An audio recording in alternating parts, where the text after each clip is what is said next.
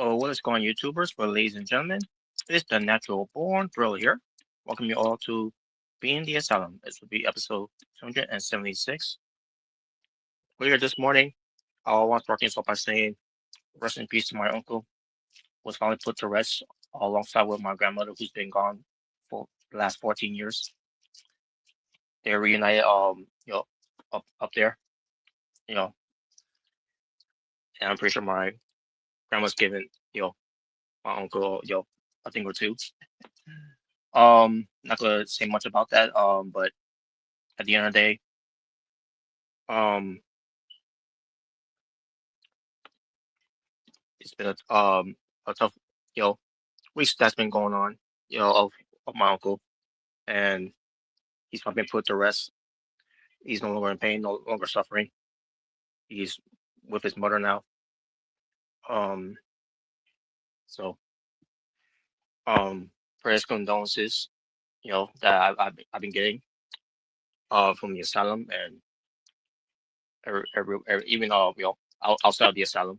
I appreciate it. I thank y'all for it. And in case y'all don't know, that's my uncle right there. My avatar there I got here is my uncle. So, but yeah, I do appreciate all y'all for the your condolences and that and your sympathy. and life goes on, and gonna carry on. But I thank you all though. So, still rest in peace to my grandmother for the last 14 years being gone. Yeah, and now rest in peace to my uncle. And also condolences to everyone, all that, of my family side and all, knew my uncle. You may not watch this, but I just, it's a thought that I will spread it, to y'all properly. But you know, condolences all to losing Franklin Gonzalez.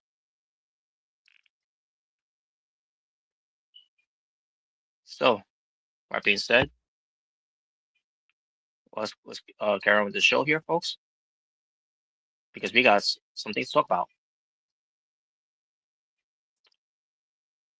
So here with me is the Omega Red and the True J Word. What's going on, guys? We are here. Yes, we are. What's up?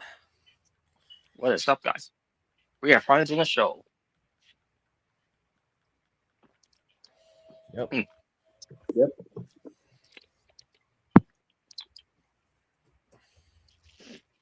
So yeah, guys. We're going to talk about, to start things off first. Before we get to what Omega Red's gonna give his thoughts about Odyssey and Wrestle Kingdom. And I got all here ready, for when it comes to going back to it. Just here takes on it, welcome to the show itself.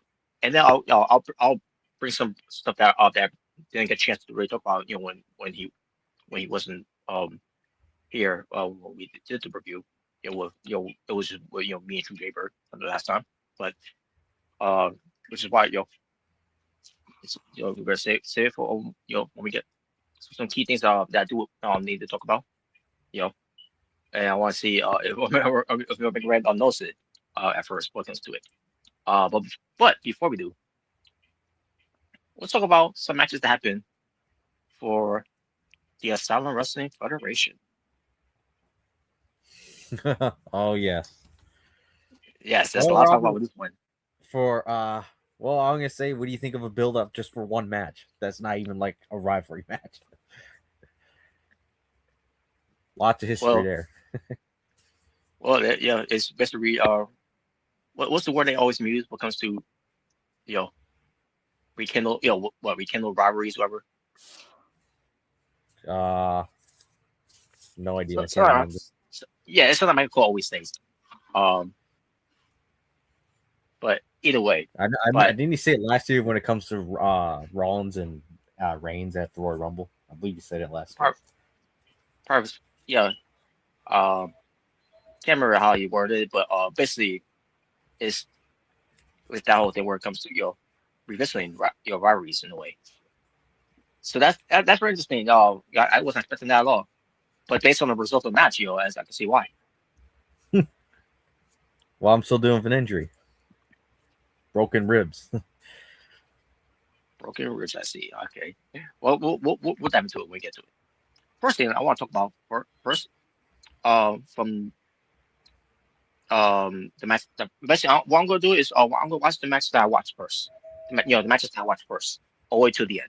Which I'd say the best for last, with the end between you and JKP. Yep. So the first match I watched was from the PWTF side. It was CN Punk. The what I always say about the grown-up personality.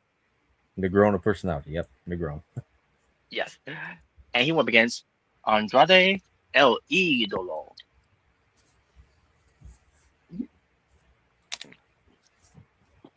Uh-oh. And the match itself was decent, to say the least. So Andrade went from WWE to AEW back to WWE, back to AEW, to AWF. Wow, Pretty much. Yeah, it really, yeah. Come on, yeah, Robert. You didn't like seeing Andrade El Idolo Well, it depends. or Andre Leo. Yeah, is it Andrade or Andre Leo? Well, I'll tell you one thing. I told what we did. What Andrade we didn't get. We didn't get Andrade when it comes to being covered by Don Callis. Oh God. Oh man. But I By the way, digress. did you already see it? I don't know if I think we talked about it a little bit last BTA, but did you actually see the clip of Jake Sutton, now going by Jake Doyle, literally joining the Don Callis family? I did, yeah. yeah. I think we talked about it. But we did talk about it, though. Yeah. Which is absurd.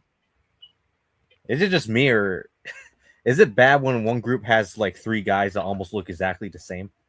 And I'm referring to Brian Cage, Jake Sutton, and what's his name? Mark Davis. Yeah, that's the guy. Mark Davis. Yeah. Is that bad when you have the three guys that literally look exactly the same? Basically like generic goons. Yeah. They're basically the generic goons of Don Callis family. generic stooge wrestlers, I guess. That's the best way to put it. Stooge. Yes. Yeah, generic stooge wrestlers. That's what they are now. Well, they got create a new tag team. Since Mark Davis old tag team, Conflict is going on bigger and better things. Yeah. I don't see any Aussie Open reunion happening anytime soon. No, but then again, as a matter of fact, in AEW, it may never happen again, just because how high they look upon Kyle Fletcher. So, but then again, with Kyle Fletcher, define bigger and better things with him in AEW. When he couldn't even win the Continental Classic. Nope, they had him lose to Moxley. But I digress. But as far as the match was, again, I thought it was a decent match with CM Punk winning the match with a frog splash. I think it was. Yep. So yeah, just where CJ said that if CM Punk would have lost to Andrade, he would be disappointed. Like disappointed with what? Something that has nothing to do with you. Nothing to do with you. Like what's wrong with losing to Andrade? I mean, it's not like he's back to WWE anymore. I don't want to lose to Charlotte's sloppy seconds. Wow.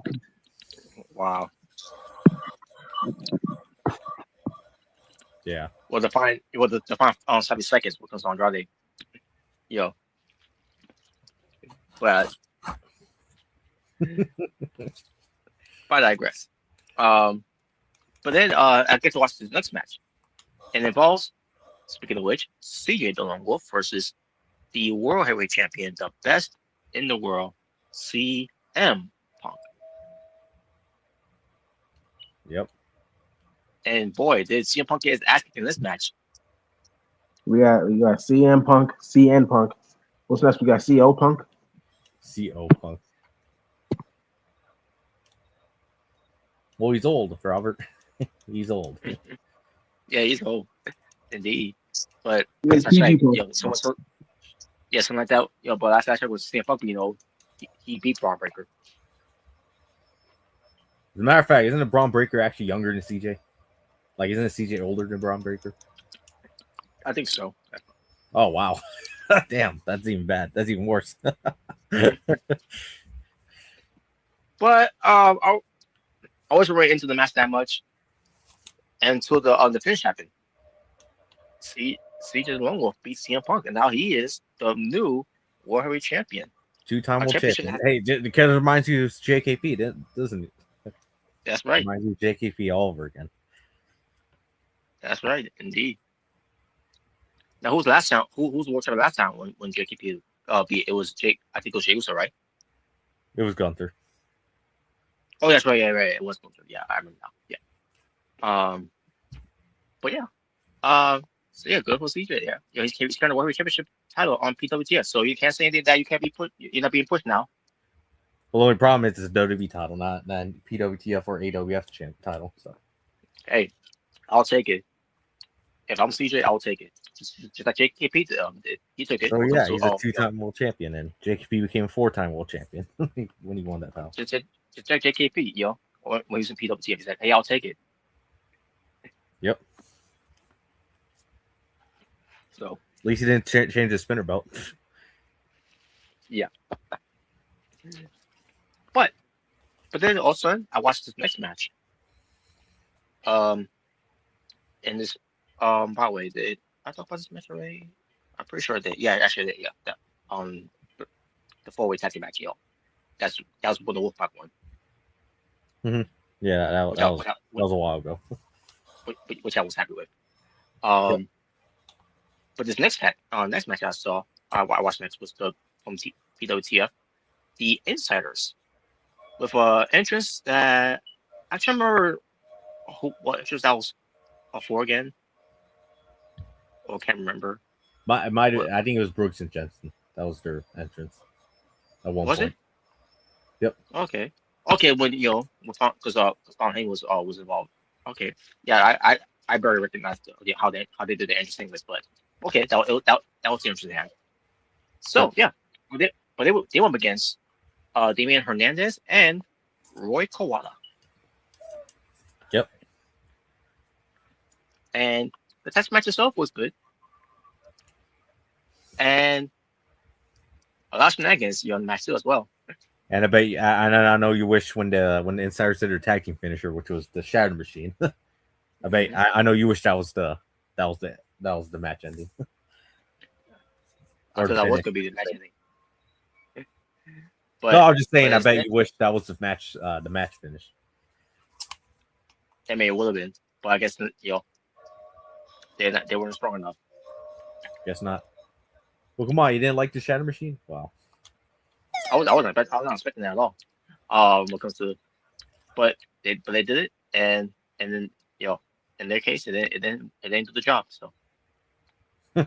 But in the end, the Americas, it was Damian Hernandez gained the win over on one of them. I can't remember who it was. If it was Malcolm or Tyler, but it might have been. I can't remember. But yeah, Damian Hernandez got the win for the team for Roy, with him and Roy Kawada. Yep. Awesome. But there you go.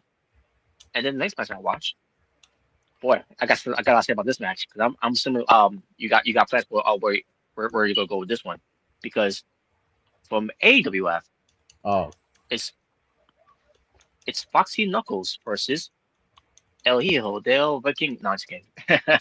No. It's El Hijo del Muerte. Yep. It was El Hijo del Vikingo. I think he would probably be shorter than Damian Hernandez, and a lot skinnier too. I mean, yeah. Or they'll be big as his head. Yep. I'll just activate the big head mode. So this match happens. It was decent, and I was enjoying Muerte's getting some good shots in. Yep. Even Fox Knuckles was showing a lot in there. And then the finish happened. Oh yes. Where Fox Knuckles got the better of Muerte by rolling him up for the upset win. And he rolled out of the ring, and then the post match, he's on the outway. Excuse me, the outway. Go on, bro. Yep. He's in the outway, and Muerte was arguing with the referee, and basically telling Fox Knuckles, even though he didn't cheat or anything, but still, you got the 3, and your shoulders are down. But you got the 3. Yeah, but no, yeah. He's like, this isn't over. You're being because you caught me off guard or whatever like that. Whatever he'll come up with. Why he lost. Yep. Because this is supposed to be him getting away from the Jadar name to showcasing his new persona here, and Foxy Knuckles basically spoiled that outcome. Yep. So what do you think? Great way to start a feud. Great restart feud. So I want to that's so I'm looking forward to see where this is going to go. With this whole thing. Yep. It's gonna be very interesting. Very Hell yeah. interesting indeed. But then we get to one final match, which it led to a lot of things that happened after the match too. And I bet you enjoyed it. I did. But let's get to it. So it was from AWF, continue on with the brand. The King, William, and Yep. the wonderful O.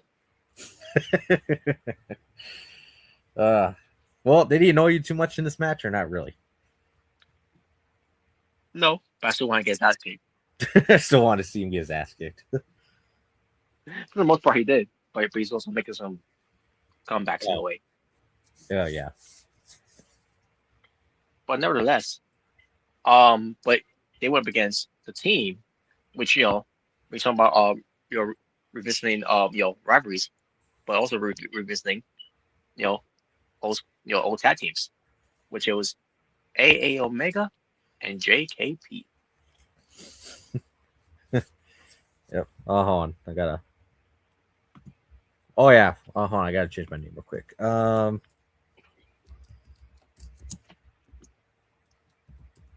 Give me a second. There you go. There you go. All right, that's a good, better name. What the hell? Wow. So clever. There you go. Yeah, so that's the guy. Well, we'll get there. We'll get there, but ironic. All right. What happened? But as far as the tag team match went, tremendous piece of work here. I got a couple things over here. And Mhm. the team that couldn't coexist was ironically the babyfaces, obviously. Yeah. Mhm. But a lot of things, a lot of was a tremendous piece of work here, and so then we get to the Wonderful. finish. You're like, yeah, Wonderful was trash. Wow. Wow. So they get to, but I figure, I seen this match, I'm like, is the Wonderful O gonna win? No, he actually didn't win for the team. It was actually if I recall, I think it was the King won who won for the team, Yep. and he pinned AA Omega. Or I like to say AA Beta, Maybe. Wow. because of course he would get the pin. Of course he would get pinned. Well, I tried to get a tag from you, and you didn't want to tag. You didn't want to come in the match. There was something in my eye. I didn't see that. Something in my eye. My God. Yeah. But of course, Excuses after excuse. You see what I mean? You gotta work with excuse after excuse. Hey, I'm not the one who lost us the match. I'm not the one who took the pin. So, just saying. I mean, am I lying? Am I lying? Well, I mean, at least I walked out of the ring. Yeah. Well, speaking of which, Last one. The last one? Nope.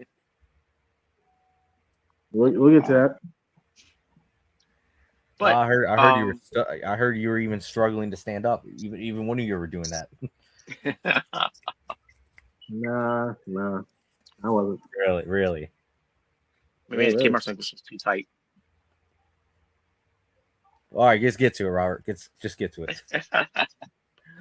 Yeah, All right. So then the post match happened, and We argued, and then we start brawling. yeah, they started brawling. I told him that's why you would have. Yep. It's your fault. So I didn't want to team with you in the first place. I didn't even want to team up. Paul Omega got the better of JKP in the fight, and you thought it was to the end of that, right? Nope, I went to the parking lot. because they went to the parking lot. They were screen to leave. All of a sudden, they start brawling again. Nothing that I got that man. The hell out of it. And JKP, got guys like back. Yep. I mean, I got the anger. The anger kind of got the better of me because before I left the ring, you know what I gave JKP. You saw what I gave him. Well, I gave him a banned move in our company, the concussion kick. That's what I call it. Mm-hmm. That's right. It doesn't matter because it didn't work. I'm still up. Really? Now, is that why you had to beg to get out concussion protocol just to compete in our match? That's what I heard from the locker room. That you had to beg to get out concussion protocol. They're liars. What are you talking about? They're liars. It doesn't matter. I took you down. It says the swollen eye. Says your swollen eye. But at least I was the last one standing though.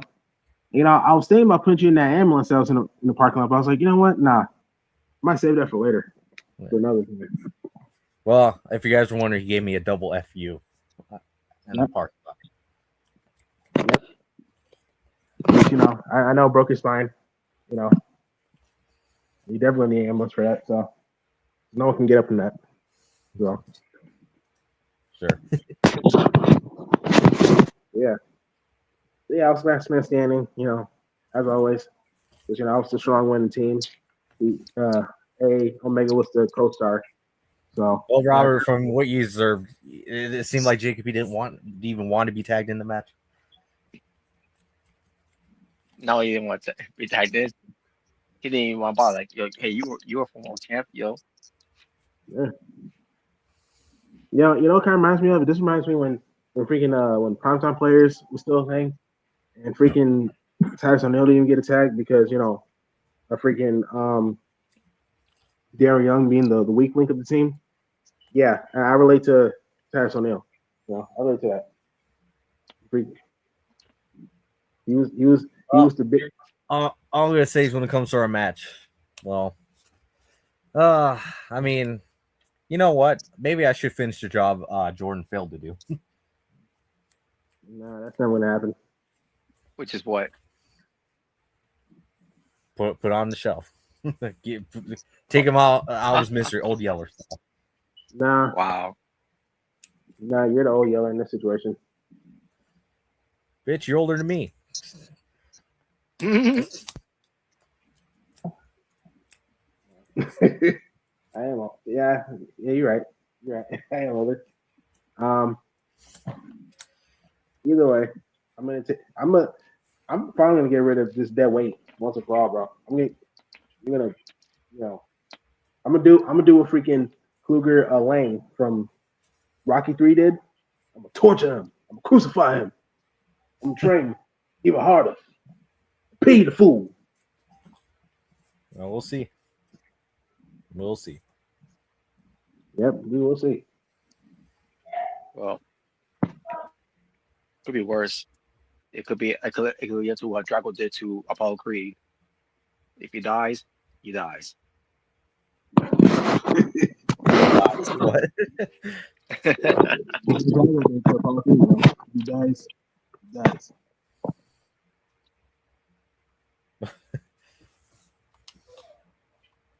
Well, we'll see what the storyline leads to. We'll see. You're gonna lead me winning. I guess we'll see. No. Maybe it's going to your War Games match. War Games. War Games. Or Hell in a Cell. Oh, actually, I'll take a last laugh match. Oh God.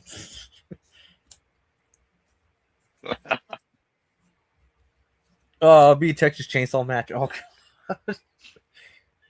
No, eye for an eye match. Oh no. What? Oh God, yeah. Yeah, you remember that Texas Chainsaw match in AEW? Remember that? I wish I could forget. That's an eye for an eye match. Infernal match. He has a hold of fake eye.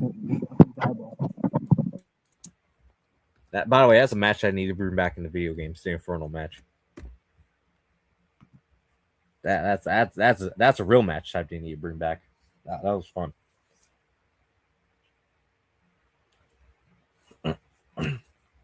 All right. But that was pretty much Or everything. Buried Alive match. That's one they should bring back. Yeah. Bury someone's career. Well, I know Robert would want to bury Hunter Wheeler then. Literally and figuratively. A match that ever comes back to the game, that'll be the day when Mr. Revenge comes back.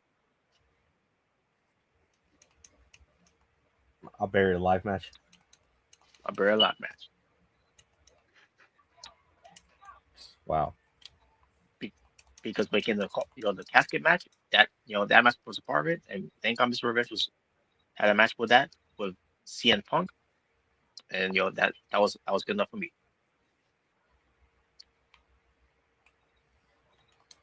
We had to have a 3-stage of hell match in quite a long time in our company. So. Oh yeah. And we'll talk about the 3 stages of hell when we get to that part. Oh yes, I can't wait. But yeah, that was pretty much it with the SL. Yes, that was pretty much it. Very Yes. short, but I think Robert enjoyed the brawl, or I think he's more interested in the feud. I'm in. Pretty much, yeah. Basically, yeah, that's basically what I was into more. It's the brawl that's going to something. You think it's one of the storylines that really needs a heel, or you think it's just one of the storylines that is just two men that quote unquote hate each other? So that's more interesting as it is. That's pretty much what I saw there. I don't think I had to do it to any turn heel. No, I think Jalen needs to set up a new vision, and then he's gonna turn. Oh God, he's gonna come out every week cutting 30-minute promos. Wouldn't you love it? He could be the Seth. Yeah, JKP. Yeah, he could become the Seth freaking Rollins for company. My name is JK freaking B. Yep. I'm the visionary. I'm the revolutionary. Oh God. Yep. I am the learning tree. Oh no. I am the learning bird. Oh no. The Monday Night Messiah. Oh boy. Yeah, JKP. How would you feel if your character thought he was God, just like Seth Rollins? I mean, I would probably feel someone, with a Messiah gimmick, but not be it. I mean, you can make it a mix of Reverend Devon and Messiah. There you go. Yep. Oh, my brother. Testify. All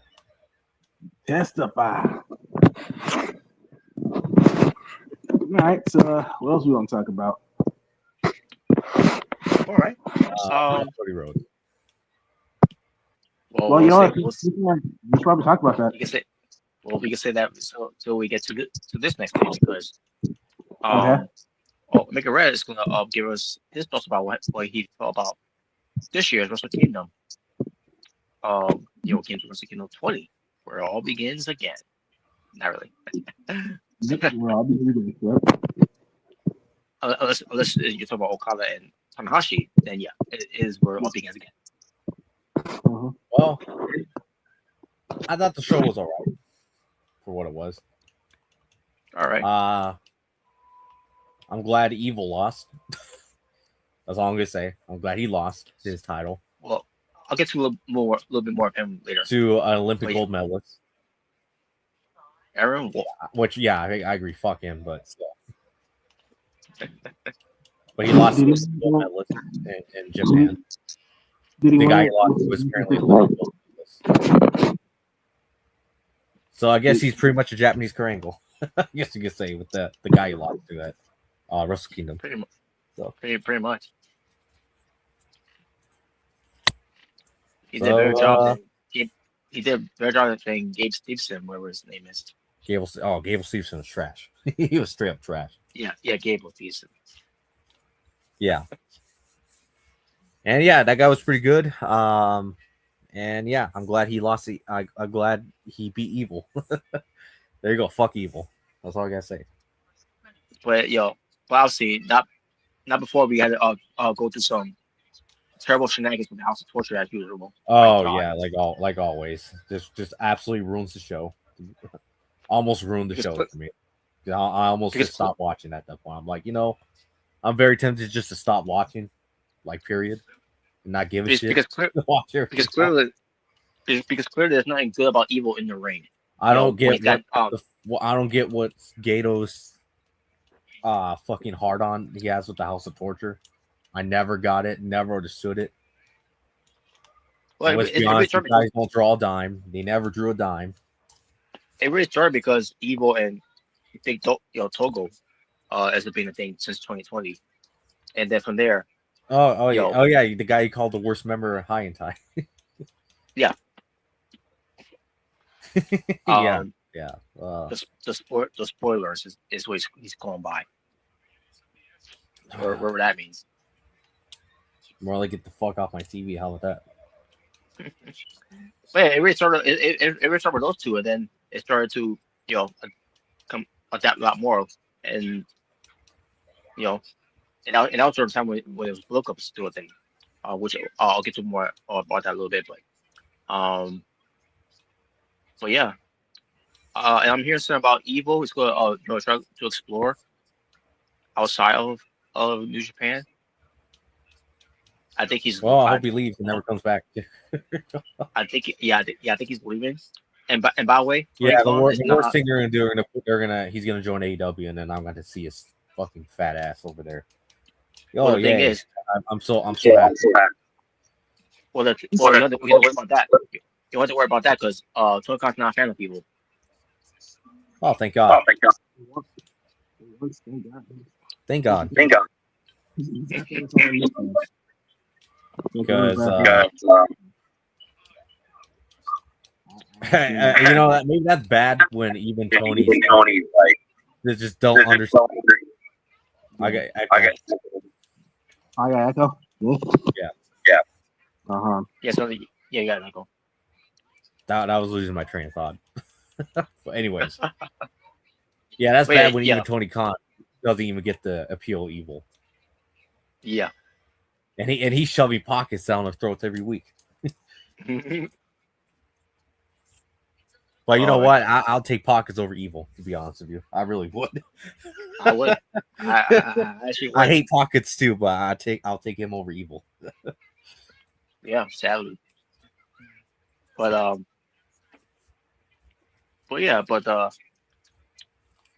wherever he's going to end up, I hope the Legion just pick him up either. Because no, if they pick him up, they're gonna that's money wasted.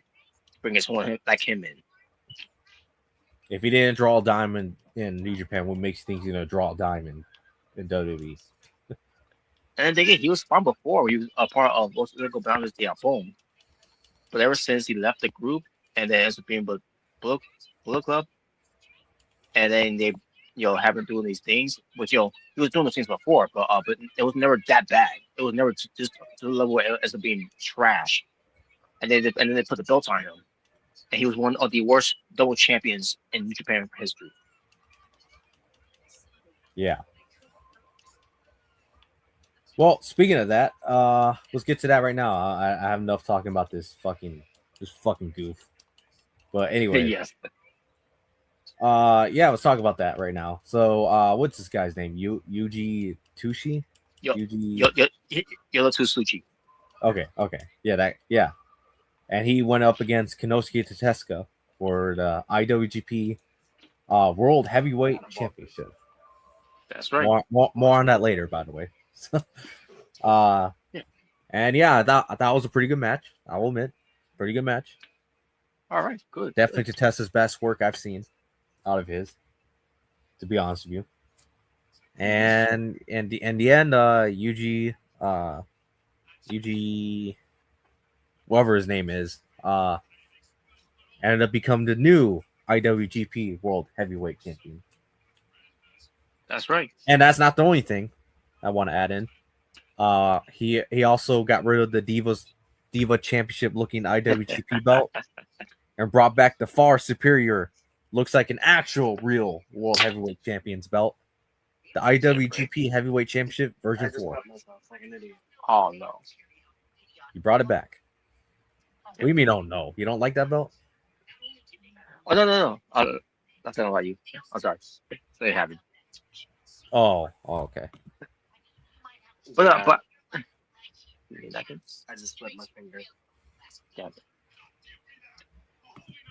Okay, but yeah, he brought back the belt, and there you go. He's the new champion, and from what I heard, the IWC World Heavyweight Championship belt is apparently deactivated now. It's no longer going to be a thing. So pretty much the Divas looking belt is no longer going to be a thing, and then the old lineage, the old championship, they're pretty much bringing that back. Yep. So yeah, there you go. I'm glad he brought back the old belt. I'm glad because I love that belt. Hell yeah. And fuck that Diva looking belt. Yeah, I just split my whole finger. Never liked that belt, to be honest. I know you kind of thought it was all right. I never liked the belt personally. I thought it was all right, but I'm like, it's not the world belt. It should not be a world championship. No, like I said, it legit looks like a Divas belt. That's why I always called it that. Like almost Pretty the much. exact same shape as the Divas championship from WWE. Yeah, that's what people were saying too, but not as bad as that. Oh New Japan. no, the belt buckle towel I still think looks worse. But yeah, it is bad. well, the TV towel, yeah, that belt still looks way worse than the old, not old world title. But yeah, I'm glad they brought back the old one, and there you go. They brought back the old world title, and I'm glad. I'm happy they brought that one back. They should have never changed it to begin with, in my opinion. They should have never changed it. I agree. Never changed it. So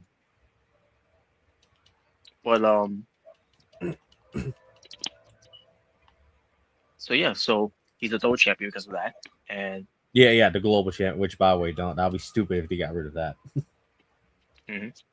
Which I don't think he will. I'm pretty sure he's probably gonna drop it. At least he should drop it to somebody. Or if not, just vacate it and then just have like a tournament or a match to win the vacant belt. I don't know. Just do something. Yeah, I don't know what to do.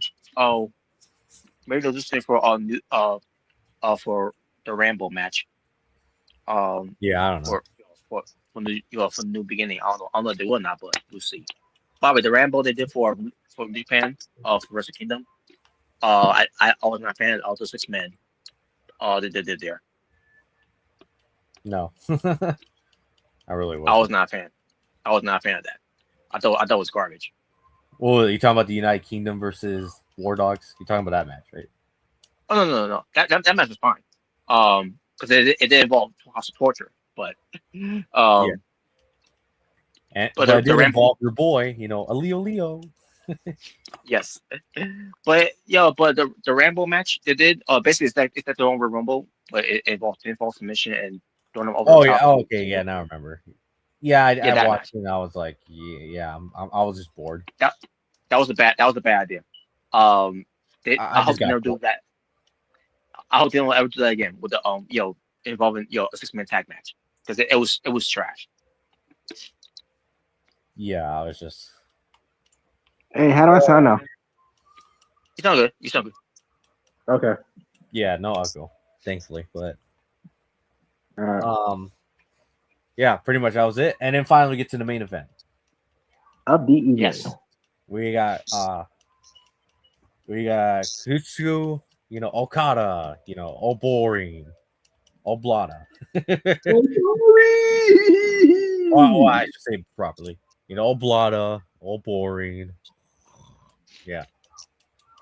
Versus Hiroshi Tanahashi in his last ever match in his wrestling career, his retirement match.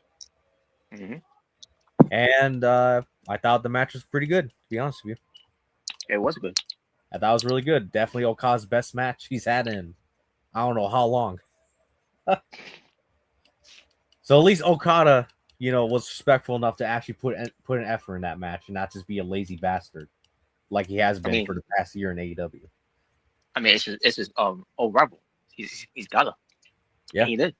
And I'm glad he did, because we all know how much of a lazy bastard Okada's been ever since he joined AEW. When it at least comes to his matches. So. And we all know why. So for once, I will call Okada, not Oblada, boring, or anything like that. What's up, Jordan? What's up, Jordan? That's a rainmaker. Hope to see you soon on here, Jordan. So yeah, boy. Jordan Williams, what's up? What's up? Yes, that was a really good match, and I loved the ending. They definitely gave Hiroshi Tanahashi his respect. Like, definitely gave him some great respect. With you had Kenny Omega come out there, Jay White come out there, Will Ospreay, Tetsuya Naito. I mean, yeah, they went all out for him, and it was great to see. Great to see, honestly. It was all out, huh? Yeah. All pretty much all his New Japan rivals paid respects to him at the end of the match. Basically. I thought that was cool. Yep. No, Hiroshi should have tapped out. Hey, at least, even and Hiroshi Tanahashi, I should say, he lost his retirement match. I'm sure. He should have tapped out. Yeah, I'm sure Hiroshi Tanahashi would have tapped out to Okada's money clip. Oh God. and then Okada in AW say, "They made him tap out like a bitch." Oh, now, Christ. Oh yeah, I mean that would have worked, but the problem is now be pretty obvious they're just trying to copy Gunther. That'll be obvious. Pretty much. But when Okada did the money clip, like I didn't have a problem with that, but apparently some people did have a problem with him doing the money clip, but he's trying to get that over as a thing, But like, hey, he's just doing something. He's just doing something new. So, I didn't have a problem with him doing that submission move. They call it the money clip. Would I call it the money clip? No, but I would give it a better name than the money clip. But I digress. But originally, it wasn't even supposed to be Okada, as we all know, because originally it was supposed to be Shinsuke Nakamura, which is why we got the match. This match with Okada and Tanahashi to begin with, and the reason for which I didn't mind. I'll admit, I didn't mind it. So yeah, kind of wish Okada came out to his old New Japan theme song though. So yeah, and less we say about Gedo, the better. That money leech. He should have came out and we should have had the whole crowd booing him, just like they did Triple H at the Saturday Night's main events. Yes, that would have been great. I would have loved it. I'm like, oh yeah, I love this. Even though they boo him either way, but yeah, I agree. Yep. But yeah, because originally Shinsuke by Tanahashi's request he wanted to face him, but obviously for reasons from the WWE side. But apparently, what I hear from Tony Khan. Yeah, also, I'm gonna say you can blame two people. I'll give you the first one, which is pretty obvious. The game. Yeah. Yeah. And obviously, the second side, like MJF called him. You fucking Mark. Yeah, that there you go. Those are the two people who blame for that not happening. Exactly. It's that point of wherever issue the size of it's not about Yaga. It's about Hiroshi Tanahashi, who gave it all to his company. To the rest of this, I should say. I'm gonna say it's literally on neutral ground technically, because it's not like Shinsuke's gonna appear all in. No, it's not gonna be where Shinsuke's gonna lead WWE. Or anything. By the way, do you really want Shinsuke to go to WWE or AEW just to join Don Callis family? I mean, let's be honest here. And also, no. Exactly. I'll get to more Shinsuke later, by the way. But yeah. But there you go. That was Omega Rest. Thoughts about Wrestle Kingdom 20.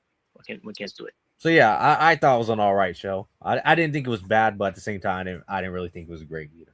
So Yeah, it was a right show. At least they packed up the. I mean, they didn't pack up the entire cities, states of it, because someone was pad it was padded, um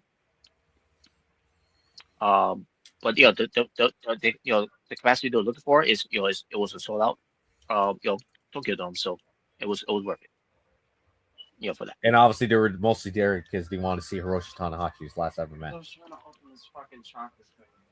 Mhm. So.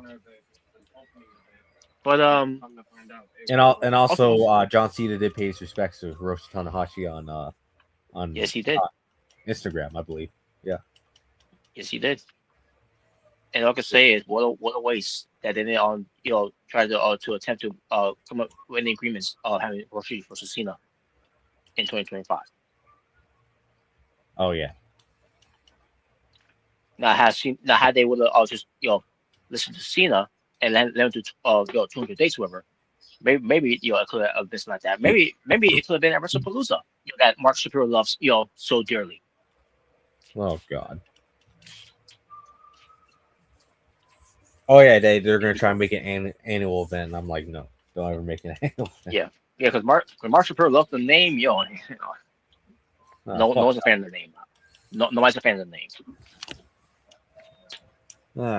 Fuck that guy, anyways. Yeah, he's trash. But all right. But one other key thing I want to bring up too, because of Japan, and I was going to get back to this, but I was mention Bullet Club. Oh Apparently yeah. apparently that's no longer a thing now. Bullet Club has now come to an end in 2026. According to what Tsuzuki, soon he talked about it from the next day, or the next night, after Wrestle Kingdom. But yeah, I was not yeah, expecting that on my 2026 bingo card. Yeah, because let's face it, Bullet Club, is it wasn't really popular as it was before, because you had key guys leaving, and basically Jay White was one of the breaking points of it. And not against David Finley, but I think it's one of those things where unfortunately some people just don't believe. I don't think for some people ain't believable as a leader or a heel leader. Basically, I think that's what it was. That's a stupid idea. Sorry about that. But yeah, I agree though. Yeah. Nothing against him, but I just think people just didn't think he was believable at all. And they tried, because again, the key guys they got there, they try, comes to be more savage, they want the group to be more savage and less and not funny or comedy stuff, whatever, something like that. But by the time he became leader, anyways, Bull Club lost a lot of his steam. So yeah, and let's be honest, there was a way to get anywhere, because you start a house of torture with them until they got rid of them, and they really did try, after they they did, they got they separated from them, but then the damage was done basically. And now with them being gone now, and and then partner with Hiromu and Julio. In fact, I'll bring it right now. Cause they got I think they rebranded them to call them the Unbound Company. Yes, yeah. That's what it is. The Unbound Company. Like, I don't get it, but that's what they go by. The name sucks. I'm sorry. The name just sucks. Yeah, the Unbound Company. Just like, you remember that group called Just Five Guys or whatever the hell they were called? Oh yeah, and they're trying to make that work too. Which, but not saying they were a bad group, but let's be honest, that name sucked too. It sucked too. Yeah, it did suck. It's lazy. Because people kept thinking of Five Guys, the burger chain restaurant, not the group. Yeah, pretty much. Or because of Subway, $5 foot long. $5 foot long. Yeah, they don't do that, unfortunately. Now there are no leaders. What comes to this? What comes to the Unbound Company? And what's sad about this is you still got Ghetto involved. Oh fuck him.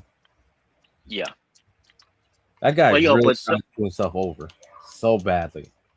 so badly.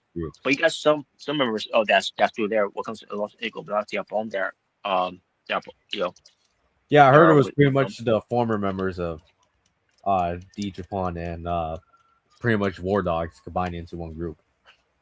Yeah, pretty much. So And that's what they call. They came up with the Unbound company. Unbound Company. Yeah, what a garbage name. Uh but what is it going to go anywhere? No, obviously not. I highly doubt anyone's gonna care anymore at this point.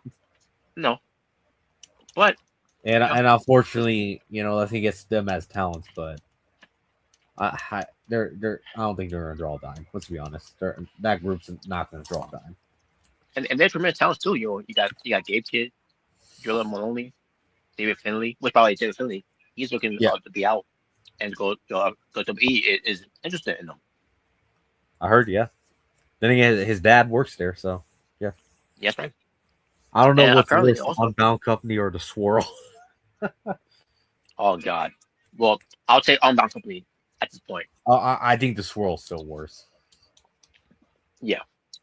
Yeah, isn't that You got Blake Christian and who's the other guy? Lee Johnson, Okay, Lee Johnson. All right. and they also got Clark Connors, which apparently is looking to be gone too from Japan. So they made a new Wow. group just for two guys to leave. Mm-hmm. That's gotta be the dumbest thing you could ever do. Like what? Now, because of Gabe Kid, I think he still wants to stay with New Japan, especially that he's over. He's over by the way in Japan, and basically the reason why it's over is because that actual King Omega. They saw how great he was against King Omega, from last year, and they're taking. The only good match I actually thought was on that Russell Dynasty show. Yeah, should have been the main event by the way. Yeah. Which funny I'm enough, sorry, after the travesty of that show, they never did it again this year. No, they didn't. And it showed, especially when you have your Rickle bitch, never drew a dime, being your main event, and it ended up being the most boring main events I've ever seen in my entire life.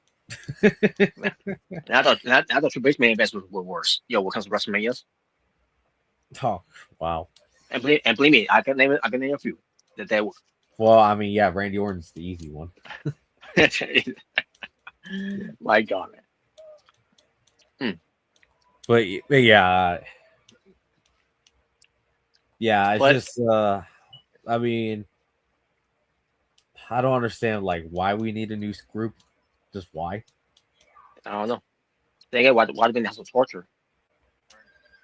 Yeah, why did he feature those guys so heavily when everyone hates them? And by the way, because of the House of Torture, I'm pretty sure you saw Sonata. He's part of that as well. What was that? Sonata, the that we all Yeah, I know Sonata is. about. What about him though? What the hell has happened to him? What have they done to this guy, and why did he agree to lower himself to look like that? Guys, that's like, you know what that's like. Let's be honest here. You know what that's like. Just try to picture this in your head. That's like having Hangman Adam Page be the world champion, right? For, either 2021, 2025, recently. That's like having him as the world champion, and then like weeks later he joins the fucking Don Callis family, and becomes one of the underlings. Like not even one of the big guys in that group, like one of the underlings, basically one of the Stooges. Well, as long as Hangman's not wearing anything ridiculous, then yeah. And we'll have him cut. We have him cut his hair, shave his beard, and stop wearing the cowboy stuff. There you go. We'll take everything that made Hangman Adam Page. That's basically what it is. Sonata. Yeah, keep picturing in your head. Yeah, you would say that was the stupidest thing you could ever do. Yeah, that's basically what it was. Sonata, because he's come out looking so ridiculous. What the outfits that he's wearing. I'm like, what is this? Like, what have they done to this guy? This guy was a promising guy, in Japan Pro Wrestling. After TNA Wrestling failed him, and I'm like, look at this, like, well, New Japan Pro Wrestling, congratulations, because you made. Yeah, congratulations. I'm Congratulations. You sorry made if I was ever in New Japan. They told me, "Oh, you're gonna join the House of Torture." I'm just gonna straight up say, "All right, I want my release like now. and you and, you, I want and my not only release." that, and not only that, you go change your appearance. You go to change your look. All that you go to be tone down with the rest of them because be able to take House of Torture seriously in wrestling matches anyways. Yeah, you know what, Robert? We're gonna have you join a group. We're gonna take you everything away that made you Natural Born Thriller. We're gonna take away the Michael Jackson gear. We're gonna take away your sunglasses, your cool hairstyle. We're gonna make you go bald. Let's see. We're gonna make you wear trunks, and yeah, you're just gonna look like a generic wrestler. Yep. How would you like that? Well, I thought you go turn me into 6'9". Oh no. No, we're gonna make you everything that made you Natural Born Thriller into like generic wrestler from 2K.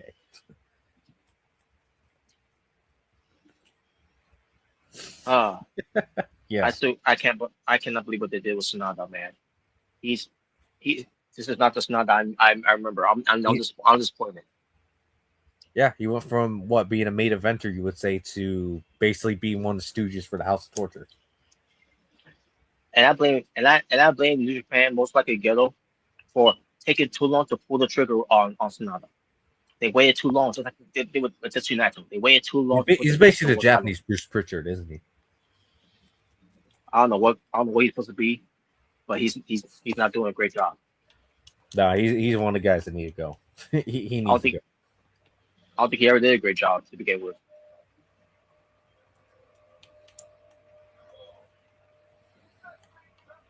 But anyways, yeah, but that was the New Japan style of things. Now let's talk about some stuff that happened on SmackDown. All right.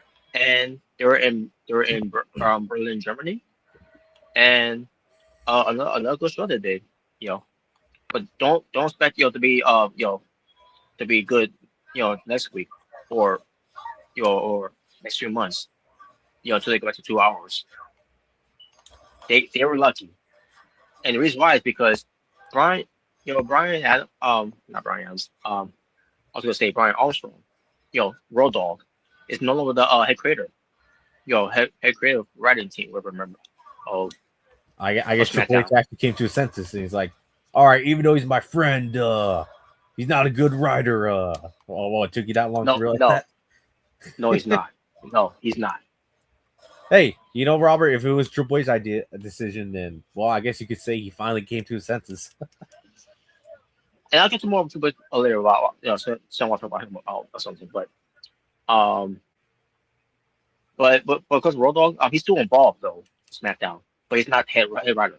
It's back to being Ryan Watts, which he was the mastermind of NXT, with somewhere else as well. Wait, who? Ryan Watts. Brian Watts. Oh, okay. Gato is the Japanese Vince Russo. I mean that too. Yeah. Well, I wouldn't go that far, but I mean maybe when it comes to just the House of Torture specifically, I would say, because not every storyline is like too over the top. I would say. So. Until I see a fish market match, in Japan, then we'll talk about that. Or he does a segment where someone has a blank drug. Yeah. Got the blank drug. That's still one of the most one of those like stupid but like funny things ever. The blank drug. Hey yo, bro, I got an idea for storyline. At least get Vince with that. At least it was entertaining, but not in a good way though. I guess you guys would say, right? Entertaining, but not in the way he wants it to be entertaining. Yeah. Brian Ward. Yeah, Brian Ward. Yep. I thought you said Brian Gawards. I'm like, what? Like, are you shitting me right now? Yes, Brian Ward was the mastermind behind NXT, not Triple Nose. Triple Nose. But yeah, one more thing before we talk about Nikita's Boss SmackDown. I got mixed to Omega because from Japan as well, but Wrestle Kingdom. It came Yep. to the English commentators.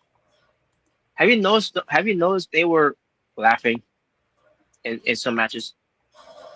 Yeah, I did. I did notice.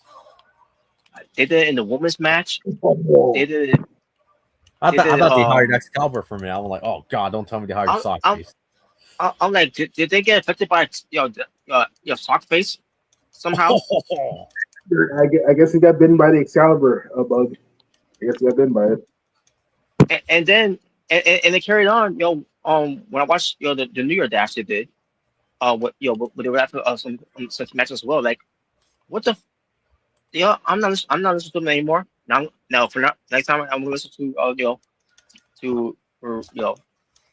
I mean watch Japanese commentary. because to Japan I'm gonna listen to Japanese commentaries. I don't care if I can't understand them. I'd rather listen to them. Just just listen to Japanese commentaries and put the subtitles on. There you go. There you go. Problem solved.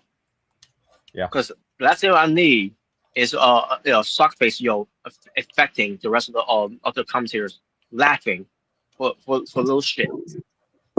Bro, could you imagine a freaking like back in that? The one thing I do remember at one point, one of them said something about Andrade during his match, where he said or after I think they won, and he said, "Oh, I guess he had need a good lawyer," and then this happens or something like that.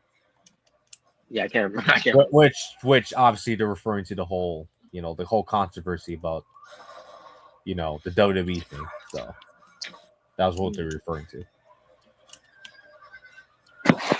Could you imagine back in WWF, like, if freaking Undertaker, like, threw off Mick Foley, off Hell in a Cell, and he had like freaking JR and freaking Jerry Jerry, laughing.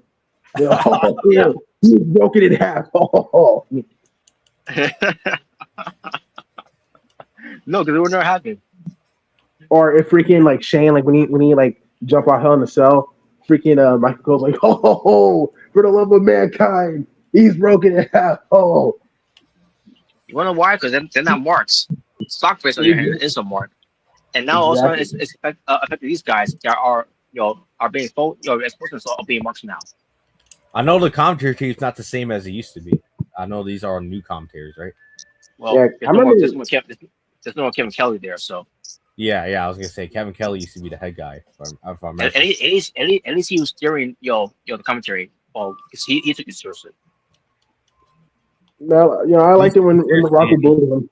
At least he wasn't like Sockface with laughing, or he wasn't like Tony Schiavone saying, "Oh, everything's great." Yeah, mm-hmm. Exactly. I like it when the Rock bullied him. So stick it in, Ernie. Oh God.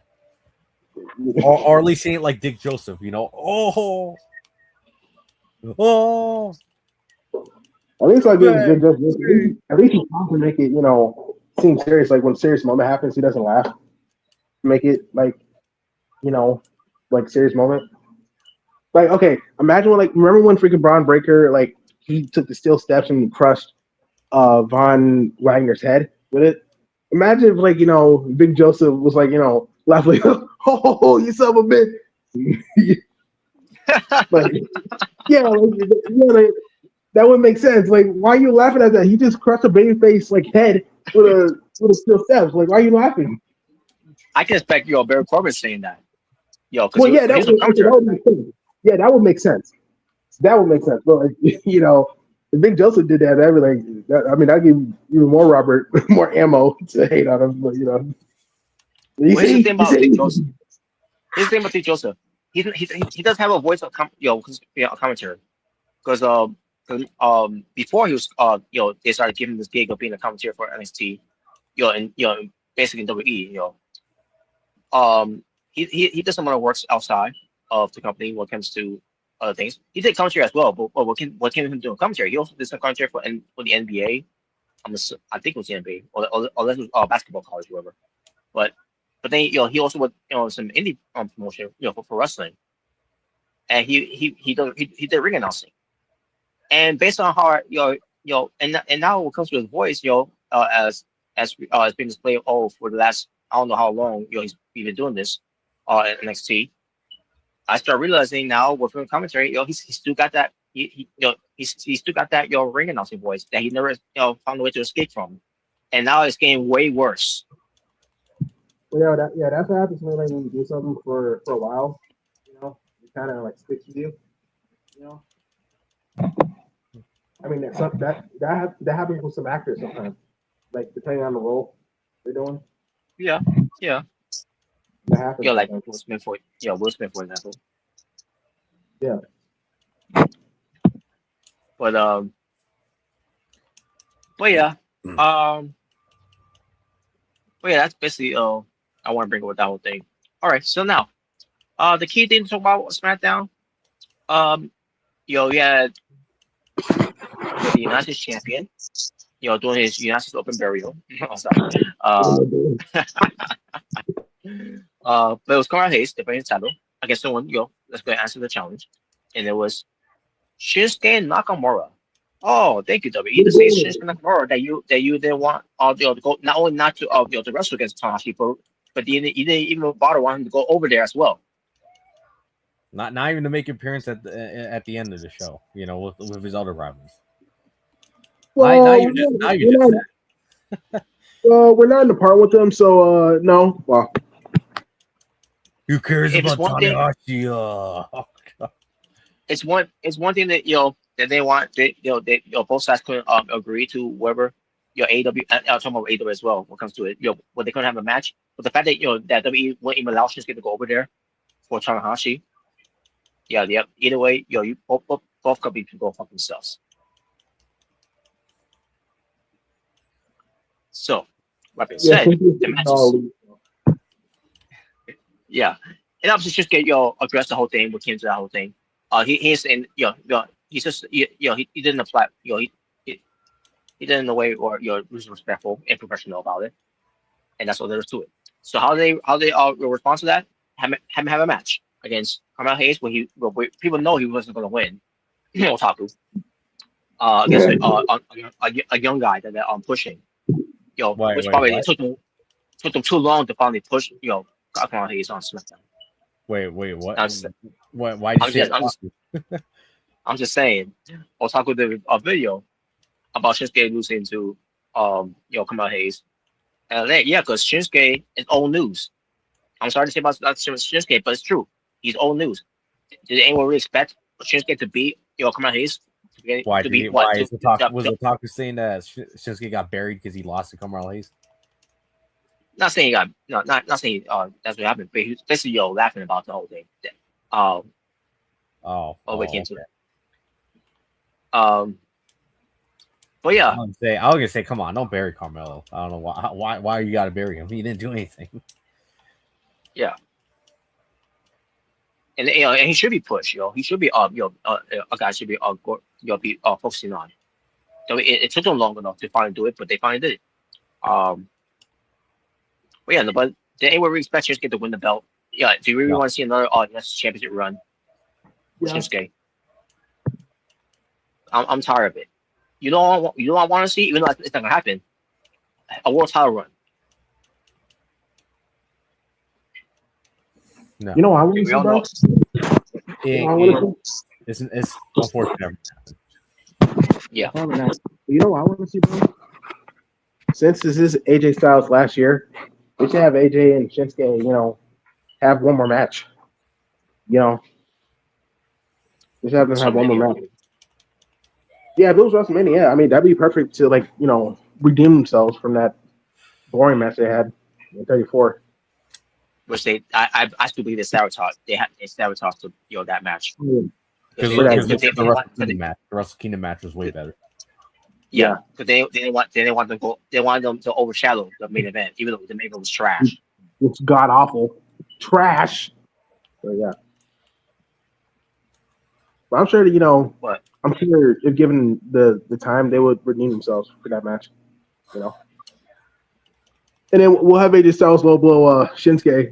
It's like now we're even. Yeah, we'll have some low blow Shinsuke and he turn heel on Shinsuke. Now I was worried about it. Post match, that Shinsuke was going to turn on Carmel Hayes. Like, oh no, don't really going to turn him. He's going to give him a low blow, and like we're going to do the whole Nutcracker Mora again. Oh boy, Robert's favorite, yeah. Sorry, no speak English. That was But funny. they didn't do that. The worst thing they could have done is have him turn heel.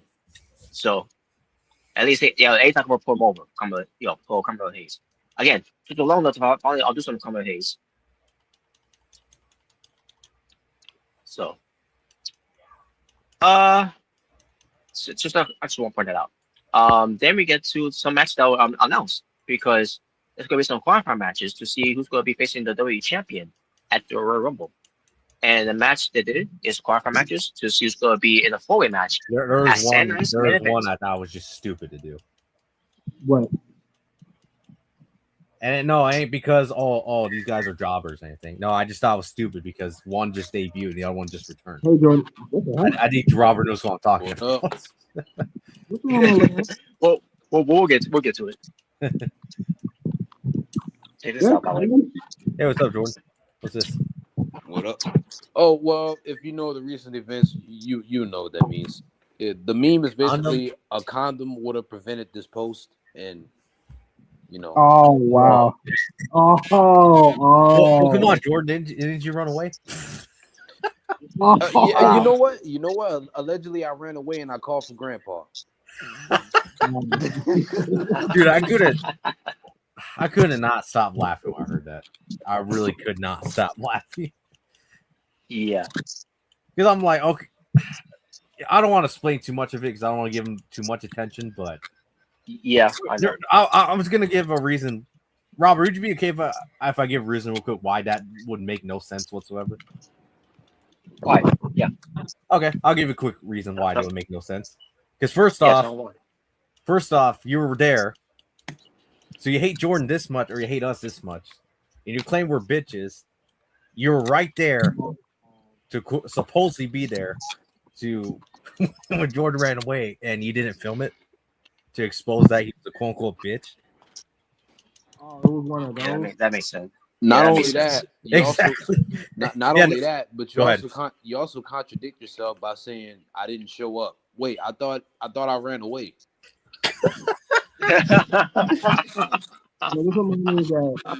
Yeah, which is it? Where you at, bro? Yeah, you know, I didn't show up to the city that I've lived in for over 20 years, by the way. Yeah, you said you're in the neighborhood, but you said the video, and that's how what my neighborhood looks like. Yeah, it makes no sense. It made no sense whatsoever. I'm like, no one's gonna believe this. No, hey, with respect, he's an idiot. He didn't graduate from for kindergarten. You just made the list. Did you even watch that video, Robert, or at least listen to a little bit of it? No, they didn't care. But I heard from you guys. He claims that apparently. Well, Robert, supposedly according to him, you're like Dr. Zoidberg and lives in the dumpster, apparently. Oh, so we're still going the whole thing all me in the dumpster. Okay. Yeah, like I said, apparently you're Dr. Zoidberg from Futurama and you live in a dumpster. I love Dr. Zoidberg from Futurama. He's cool. Well, no, I'm not saying that's a bad thing, but I'm just making a comparison. Yeah. So. But yeah. But all right. So there you go. That's stupid. Like that Randy Orton meme, stupid. Yeah. Well, you know, unlike this asshole, at least Randy Orton's actually accomplished something in life. Mm-hmm. You know, at least if Randy Orton said he's going to kick your ass, at least he would believe him. At least he could actually believe he can do it. Yeah. Well, speaking of Randy Orton, he's one of those guys that's involved in this match. These matches, by the way. So, back to SmackDown. Yeah. So the matches were that's going to be qualifying matches to see who's going to main event in Montreal, Canada. To see who's going to be in this four-way match. Oh, Canada, how much I hate this place. Yep. And it features Randy Orton versus The Miz. Randy Orton. Yeah.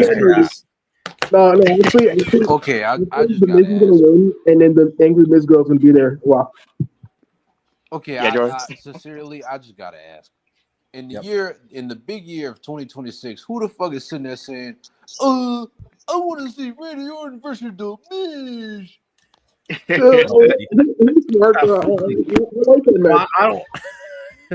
don't think that's going to be the feud. I'm pretty sure the feud's going to be Trick Williams and Randy Orton. Yeah. In that case, I hope Trick kicks his ass. Yeah, I think they're gonna put him over. Like,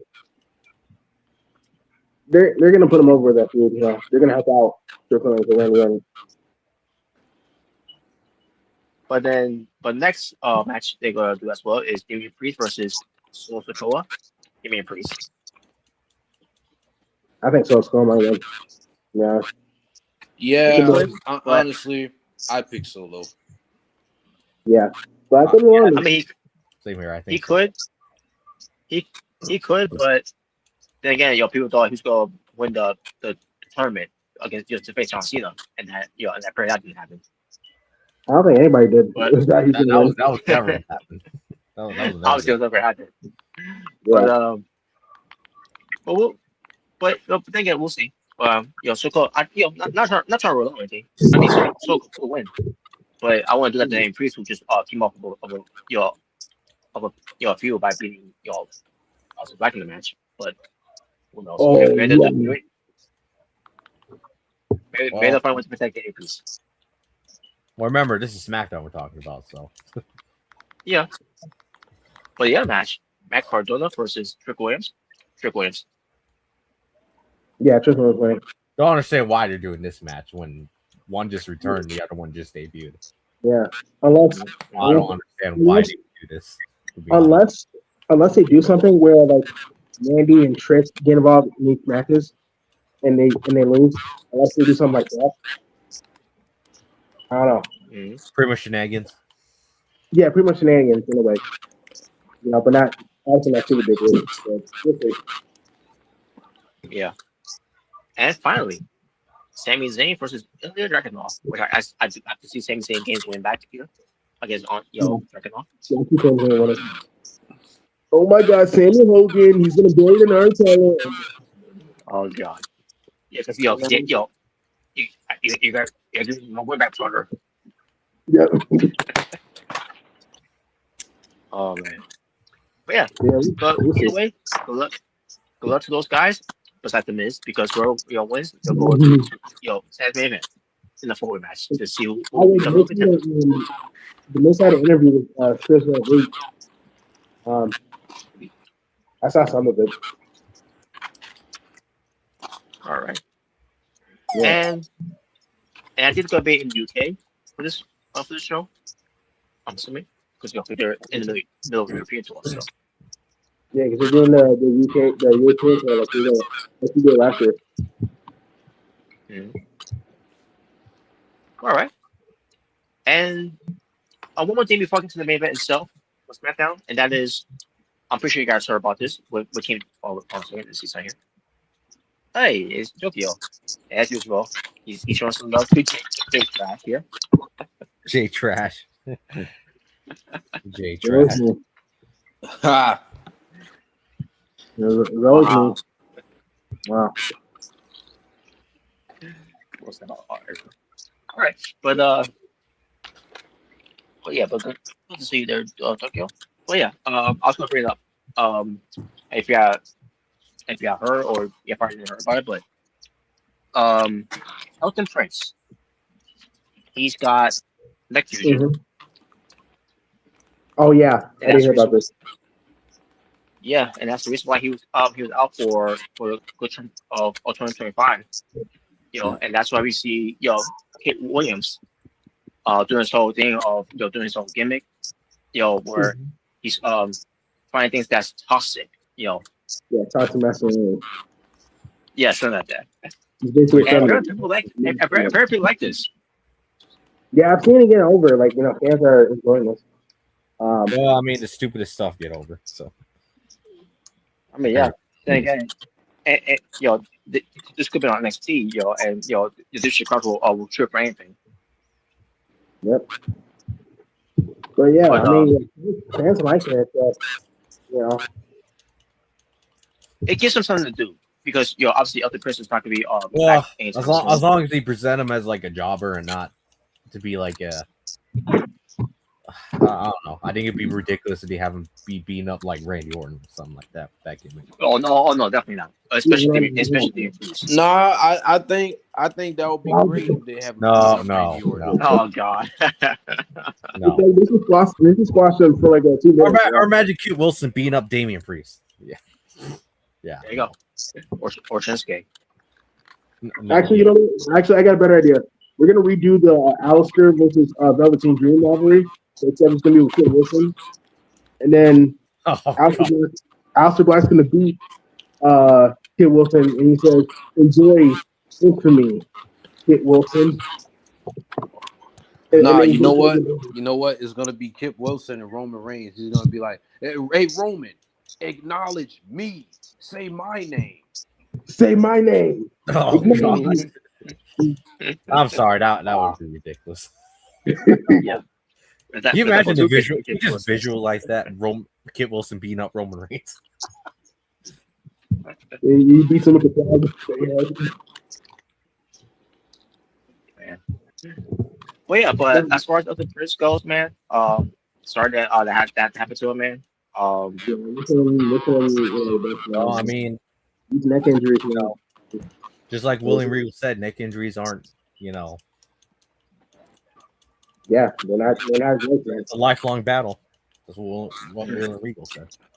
That's just trying to get back on track.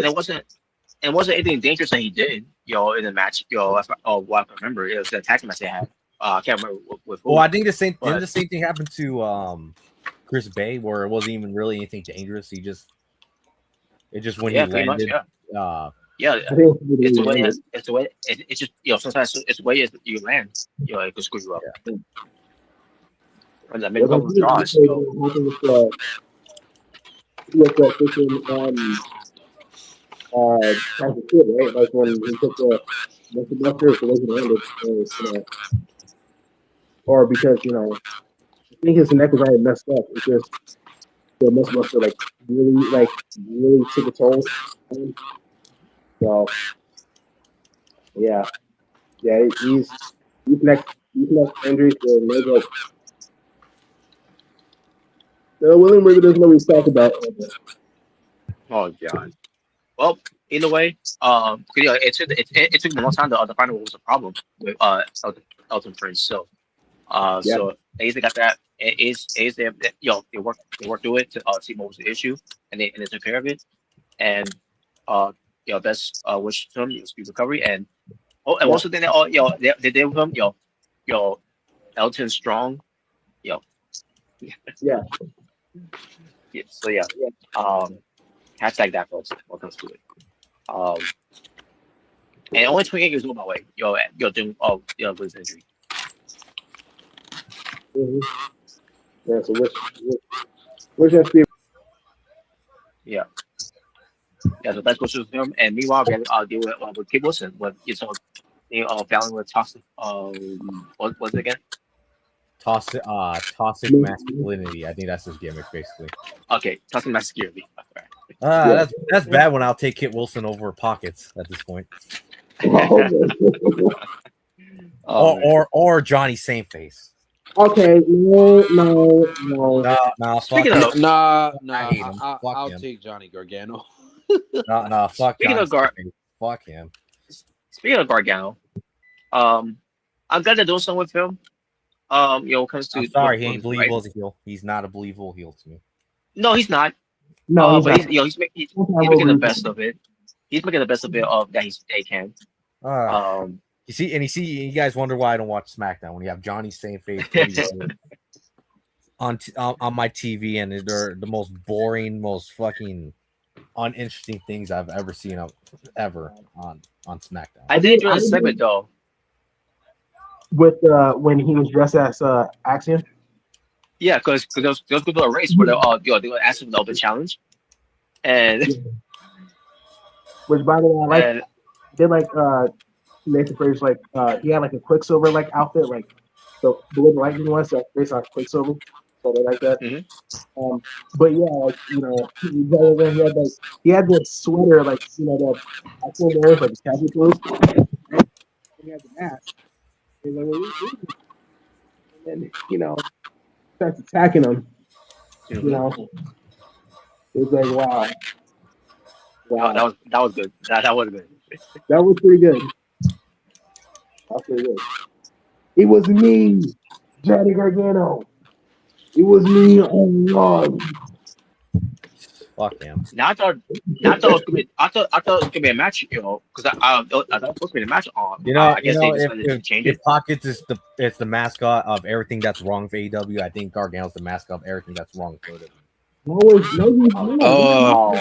If anybody is the mascot of what's wrong with AEW, is Daniel Garcia. You think I'm stupid? Him is just an boringness factor. Pockets and just the irritant factor.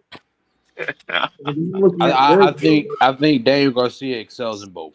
So Hey, so you actually hate Daniel Garcia more than Pockets? Ace Pockets got Tony and Mina, on the side. Well, actually, you know what? Yeah, that's good. That's a good point. You see, the thing is about Pockets, I actually liked him at one point. I've never liked Daniel Garcia. So I never. I mean, just like if my grandma was still alive, you know what he would say about Dan Garcia and AEW when they were trying to push him? Never drew a dime. Wow. I like how you wrestle. I like how you wrestle with Dan Garcia, but on that, yeah, there's never really much there. Never drew a dime. Yep, never drew a dime.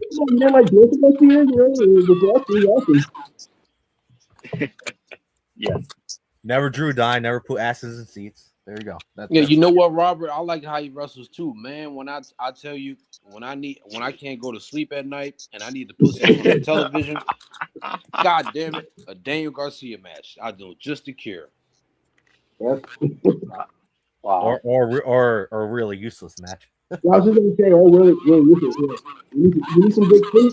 Him too. Just listen to a Will useless promo. You'll go right to sleep. I'm nobody's pawn. Shut up. Well, yeah. So now we're all that way now. Mm-hmm.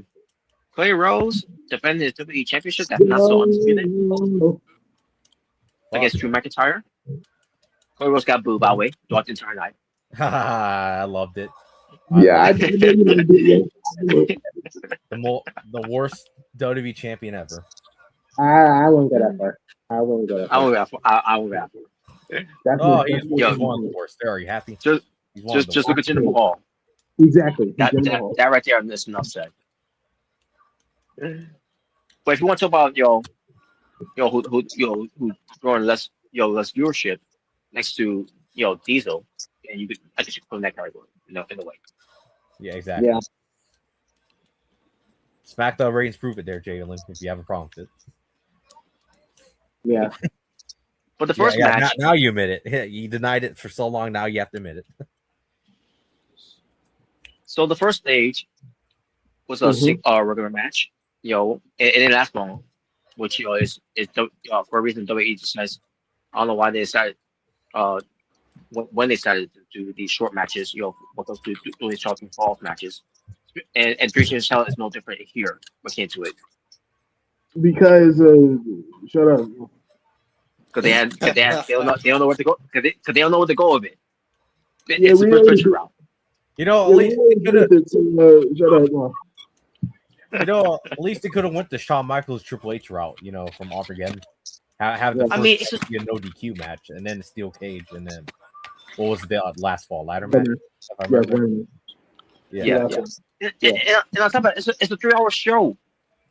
You told me you couldn't find time to give them more time for the first stage.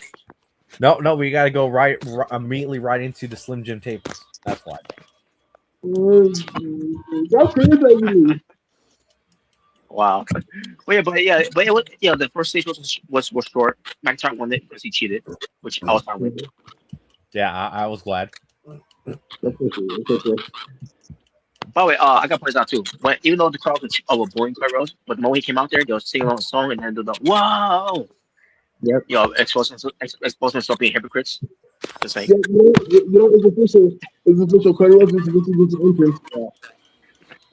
Well, I mean, they've always been fickle. Come on now. Wow. He's like Jey Uso. Oh man. But yeah, it's called fan participation. Yeah, at the end of the day. Oh, come on, you guys But don't love Huh? come on, you guys don't love to eat. I do. Yeah, what it's it it's dying down. See, Robert, I knew you hate I'll, SpongeBob. Sorry, Robert, that Brooklyn crowd, yeah, they didn't do very much eating. no, they didn't. And the only reason why they're doing eating now because they're overseas. It's just me, Oos. I remember I saw some Balor like do it in the episode. Scotland. I saw him do it. By But the way, just wait looks till you like get back to the States. yeah. It's just me, Oos. Stay on it. It's just Whatever. Wait, what? it's just me, yo. It's just Jay, yo, and my brother Jimmy, yo, and we've been down, yo, since day one, yo. I'm talking so. Wow. There you go. Give Def Rebel ideas here, Jordan. What'd you say? I said, don't give Def Rebel any ideas. Well, Oh no. at least when it comes to the bloodline, they actually get good theme songs. Bloodline, they actually get good theme songs. No, when Roman returns, we're gonna give him generic rock. We're gonna have to say it's just generic trap music. Oh no. All right. But the second stage goes Falls Count Anywhere. Kind of like Street Fight, remind me of with the first 3 stages of hell happened, which in Stone Cold. Yeah, they can also go versus Adam Cole. We can also like Falls Count Anywhere. Yeah, that's Yeah, I think so. If I recall. But this match actually went longer than the first stage, obviously, because Falls Count Anywhere they went out into the crowd. I wrote the one of the most ridiculous, unbelievable dive of a bike flash off the balcony to McIntyre to a table.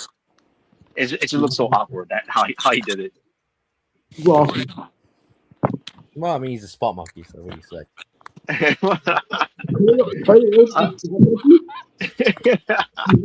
I've never heard that before from Jack Curtis was a spot monkey. I've never heard that. Oh man. Yeah, he just does quick flips and goes. That's all he does. Yeah. I mean, I guess he learned from the Young Bucks. Oh boy. I guess we'll have to go out. But either way, but it match will continue because obviously it didn't work because obviously who would lose to that type of splash. But they it continued on by saying got into ringside, and then music broadcast table as a weapon. Most likely Cody Rhodes weapon the crossroads and got the win for the second stage. And I was on to the third stage, and it's steel cage, and they were going all out in this cage match. No point intended. But The wins are so good. the one thing that was cool was Cody Rhodes with the clay cutter. The problem is McIntyre didn't the problem. Oh god. The problem is your McIntyre didn't back up enough for the good, so it looking so awkward. Yeah, that's good. But I'm pretty sure Omega's still blame Cody Rhodes. It was his fault. Yep. But the match will continue. So McIntyre one point was going to get rid of get out the cage. Also, a mask hooded guy came out. And instead of grabbing the cage door and jamming his skull in, which it's been done plenty of times in wrestling. He just blocked. I mean, I guess he just blocked his away to try to get out the cage. And he unmasked, and it's the return of Jacob Fatu. Yeah. So he goes after McIntyre in the cage because and McIntyre fear. he was there like, oh, and he tried to call up the coach, you know, but that Jake Garcia's like, nah, bro, and then he started beating them up, and it makes you think, oh, so he attacked him from behind, you know, a few months ago, and I remember like once he was beating him up, Cody Rhodes like tried to like break it up, but then he go after Cody. And he's going after Cody. And things were fighting too. And then this guy, you know, obviously did not have perfect opportunity to, you know, take out, well, you know, crawl out of the cage, you know, open the door. And he did. He got out and he won the match. He got 2 falls. So he won the match and he is now your new WWE champion. And I check if I too looking on, in belief that he got out and won the match. And then Cody Rhodes attacked him from behind. And I was like, oh. Which I'm pretty sure I'll make it his first name TV. After seeing that. Oh. Wait, what?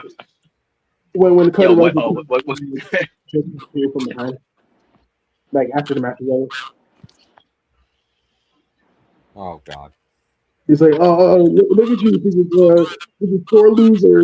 You know, it takes it out. But the moral side of the story here, McIntyre is WWE champion. I think he's now what, 8-time WWE champion now. Three times. Yeah, 3 times. Win the World Championship. Well, yeah, not. We're doing 5 minutes. You know, that's the point. But yeah, he is finally WWE champion once again. Last time he was champion was 2021 at WrestleMania. That's the last time he had the belt. Yeah, man, I was not expecting this. I mean, I think I personally thought Cody was gonna win. I was gonna be like, you know, Cody wins. I had a feeling Jacob Fatu was involved, but I didn't think, you know, Cody. I didn't want to believe it. I didn't think Cody was gonna lose it. You know, I was really excited. But it happened. Not upset with it, obviously. But at the same time, Cody Rhodes was protected, because of course he was. And I'm pretty sure that made Omega even more mad. They kind of McIntyre clean. But whatever. I guess, in a way, no matter. Yeah, I'm just glad that the belt's off of Cody. But yeah, but either way, this is what we want. And this, where it came to McIntyre, and Cody agreed, that McIntyre should have won the championship back when they did WrestlePalooza, and obviously they didn't want to do it from there. I guess you can understand the reasons why, because the Rose, it's his first time since winning from Cena for SummerSlam. But in this case, I'm glad they finally took their initiative and finally put the belt on McIntyre, because he definitely needed this. And he got it's like what a lot of people say about the WWE World Title reign recently. Not every title reign needs to be a year-long title reign. Yeah. So, in a way, yeah. But McIntyre got to go home to his country to after be champion, because this is something he wanted to do in 2020, but obviously you all know the reasons why. So he finally got that chance to do it. And what better time to do it? Because they're in the middle of a European tour, and this was his way to do it. And it was, and if I seen the clip of it, y'all know what I mean. He was being emotional, the Scots crowds. And even I got emotional, because this is something that he wanted to do. He wanted to bring the title back home to his home country. Yep. Well, finally can start playing that ball. Yeah. But yeah, but he did it. I'm glad McIntyre won it. Fuck Cody Rhodes. You should never win a world title ever again. Well, this backtrack Nelson's plan that he put out there, that Roman Reigns versus Cody Rhodes for the title was going to happen at WrestleMania. Now all of a sudden he decided to say, of his new report saying now that's been scrapped. Newsflash, Uncle Dave, that was never going to be a WrestleMania match.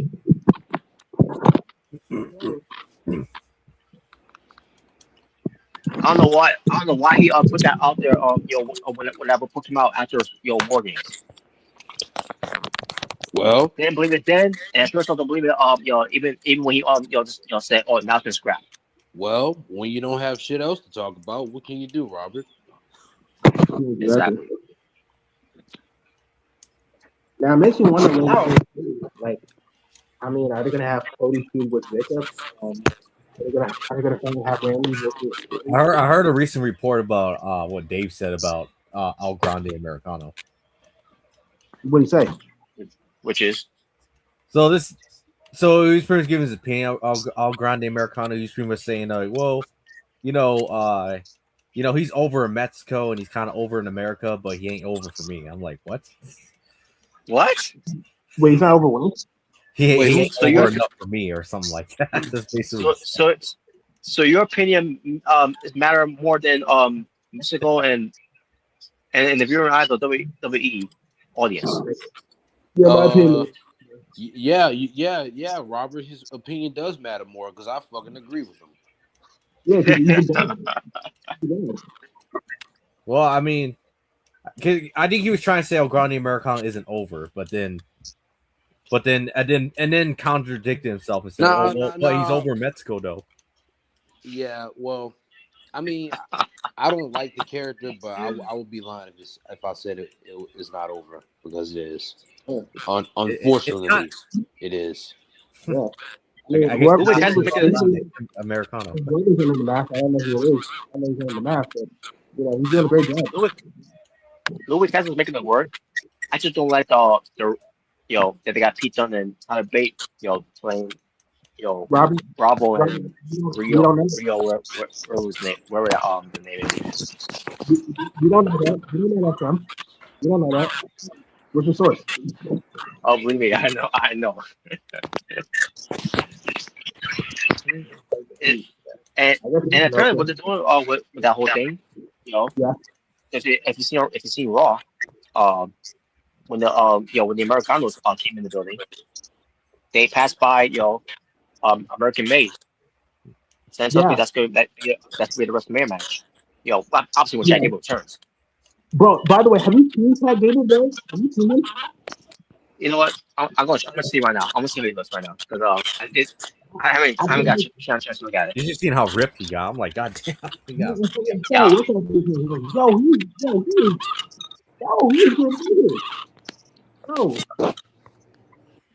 Like he's getting buffed. Yeah, it looked like he just ate himself and then just got an extra boost off. Yeah, he is jacked now. Yeah, I mean, why that time healing from injuries? Yeah, you gotta work it, work out a bit. He is jacked. He looks like a new man. Hey, don't be surprised when he comes out like with the mouth guard, bro. With the mouth guard, he starts calls himself the wrestling machine. Don't be surprised, bro. Holy shit! You see it? You see it? What? Yeah, I do. My God. Dude, he is good. Yo, he looks like a beast, bro. Yeah, he's trained real. Hey, yeah, you could tell just the way he's doing this. He trained real hard, to make a comeback. Yeah, he is, man. He's getting ready for his WrestleMania match when he comes back. You never know. He might come into Royal Rumble. Yeah, I think so. He's going to return to Rumble. Yeah. What's that number one be El Grande Americano, and then what's that number two be the other El Grande Americano? There you go. We're gonna have the Delta Time moment from WrestleMania. We're gonna have that moment. I already know that's gonna be a WrestleMania match. They're gonna have two. It's gonna be. Yeah, it's gonna be WrestleMania. Yeah, it's gonna be a massive match. But most likely the second version of that Grand American will lose, and then we're probably gonna see it first. We're probably gonna see what it is. Mm-hmm. It's probably gonna be like the Sin Cara thing, the the evil Sin Cara versus the good Sin Cara. It's gonna be exactly like that, and for that gotta match, have I'll make sure to go take a shit. So Wow. Hey, we Well, gotta I'm have pretty Booker sure T. the match itself is going to be good. It's going to be better than that Sin Cara match. But Oh yeah, definitely. It will. It will. I want even Booker T. if you don't like the characters, like both of them in the ring they're both great. So. I want Booker T to be commentators. Like, I know where he's looking at that. The guy is ugly. Oh Just god. we're gonna do Yeah, the hologram versus hologram match, or what's his name, El Cone or Oh, clone. El Yeah, Con. El Cologne or I don't give a shit. Fuck it. and then Wow. Booker T's like, no wonder El Clone had that. Guy is ugly. Yeah. God, said that. But as far as what happened on Raw, I gotta talk about this far away when it comes to Raw. Okay. Yo, so Rio, which is the team of Rhea Ripley Yeah. and Io Sky, Yep. Mm-hmm. new women's tag team champions. Yep. They basically cut a promo, just open the show. All of a sudden, they got interrupted by Liv Morgan and Roxanne Perez, Bobby Roxanne Perez. She was looking.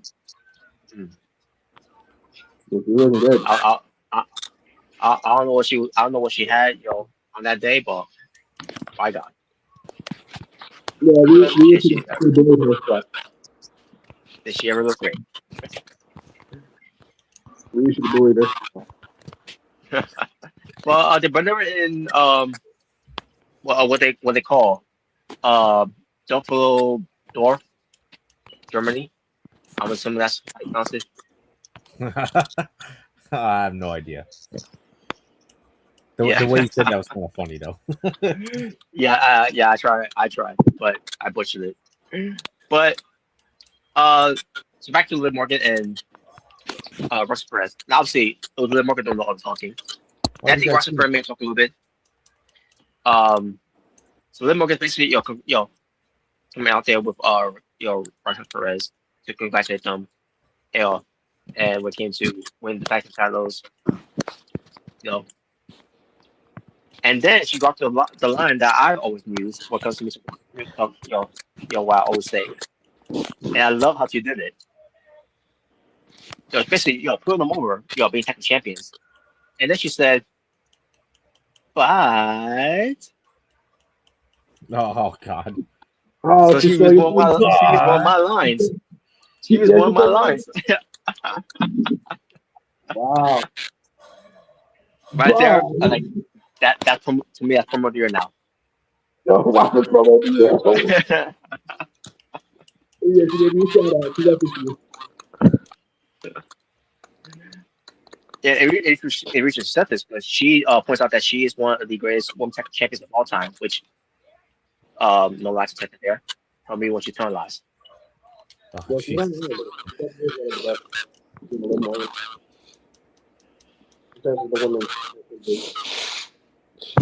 If you talk about WWE standards, what comes to women's tag team, your women's tag team champions, yeah, she ain't wrong.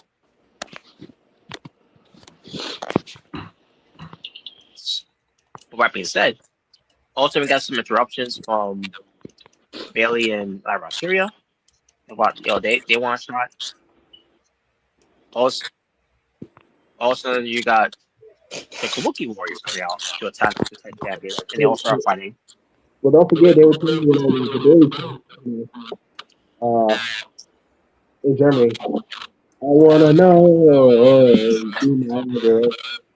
Yeah, they were, and they kept doing it, and even when they had the match, which we'll also talk about a little bit later.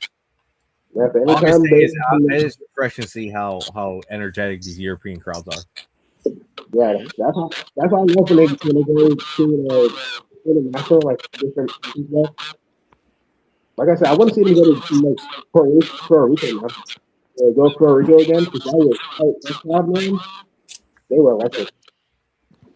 Yeah, I love when they go international. But let me get to Javon Evans. To have his official Raw debut match. Good boy. Dollar Store Swerve Strickland. Oh, Oh no. Well, And sorry to disappoint you, but Swerve is actually a fan of Devon. He said in an interview, so I know. It was a joke. You said what?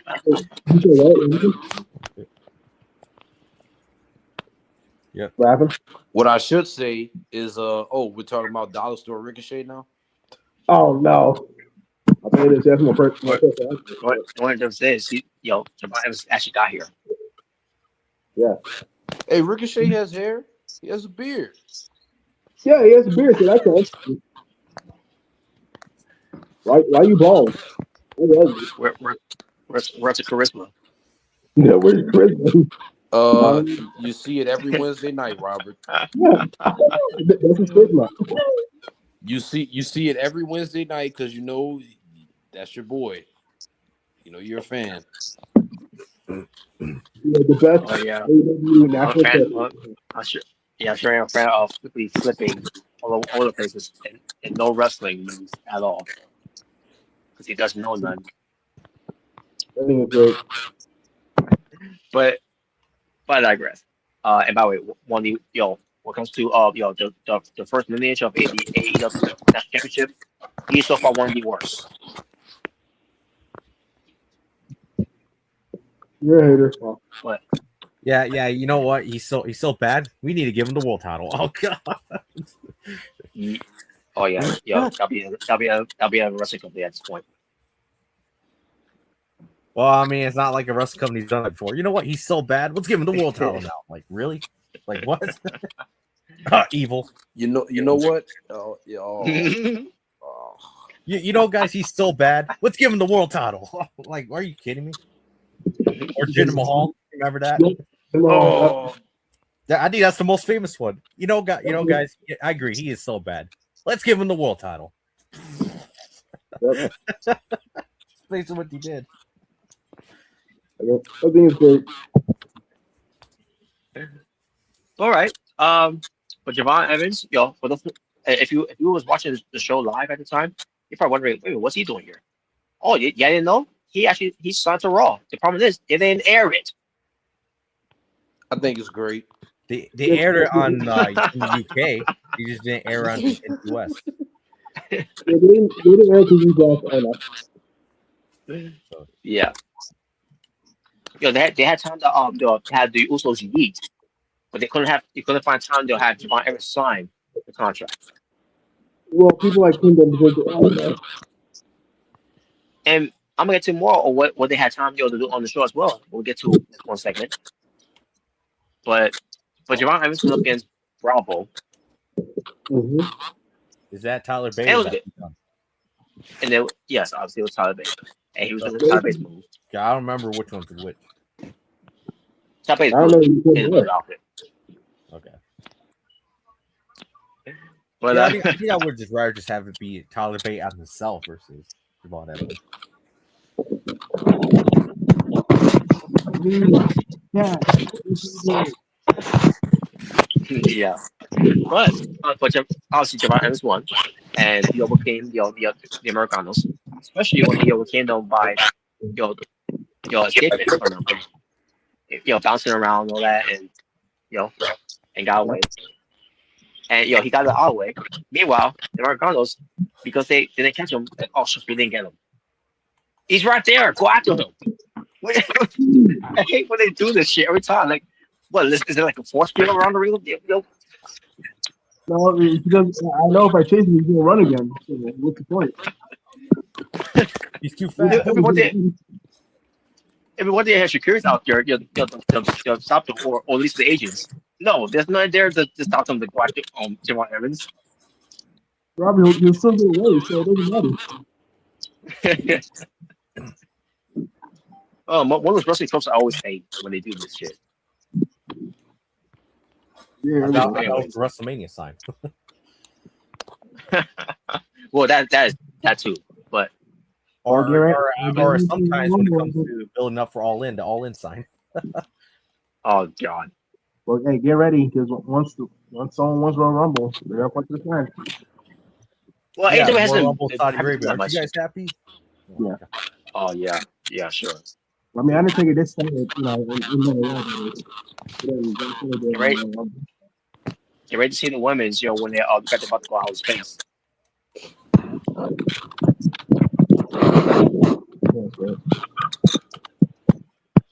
Well, anyways,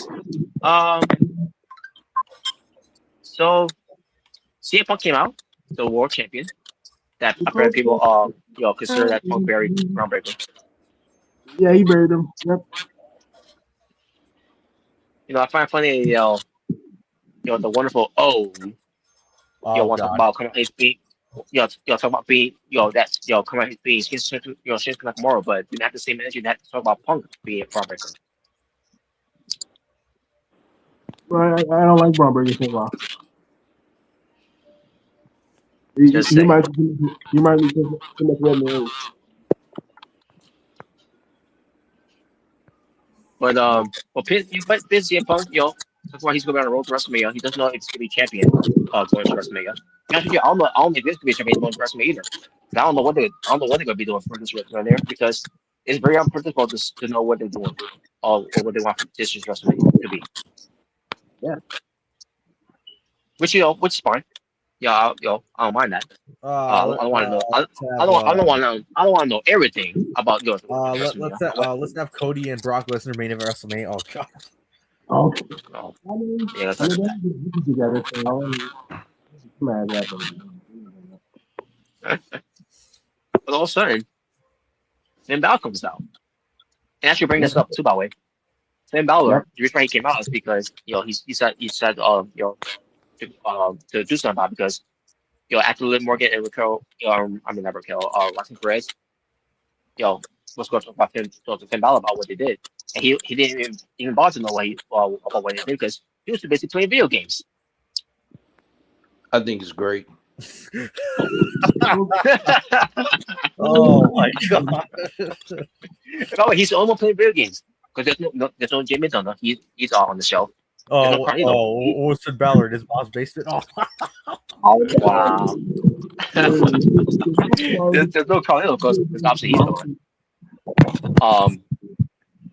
And there's no Dominic because he's also on the show. Isn't it Dominic? And Dominic's gone. And Dominic's gone because he's out on the show too. But I think he'll be back for a remote. So yeah. So it's just Finn Balor, in the clubhouse playing video games by himself.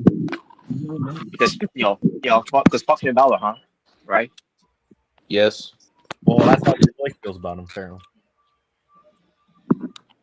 But Liv Morgan was talking him down, playing video games and all that. And then Roxanne Perez is like, Finn Balor, she's right, And Balor's like, I'll show you ladies. And he came out there to confront CM Punk. And just seeing the visual of CM Punk,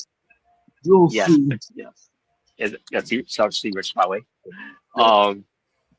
But I was seeing the visual of CM Punk and Finn Balor here. I'm like, now this is a match I would definitely love to see happening. If Finn Balor was not word down and being dismantled because of the booking. Or some people would say this would a match they would want to see in 2014. Pretty much.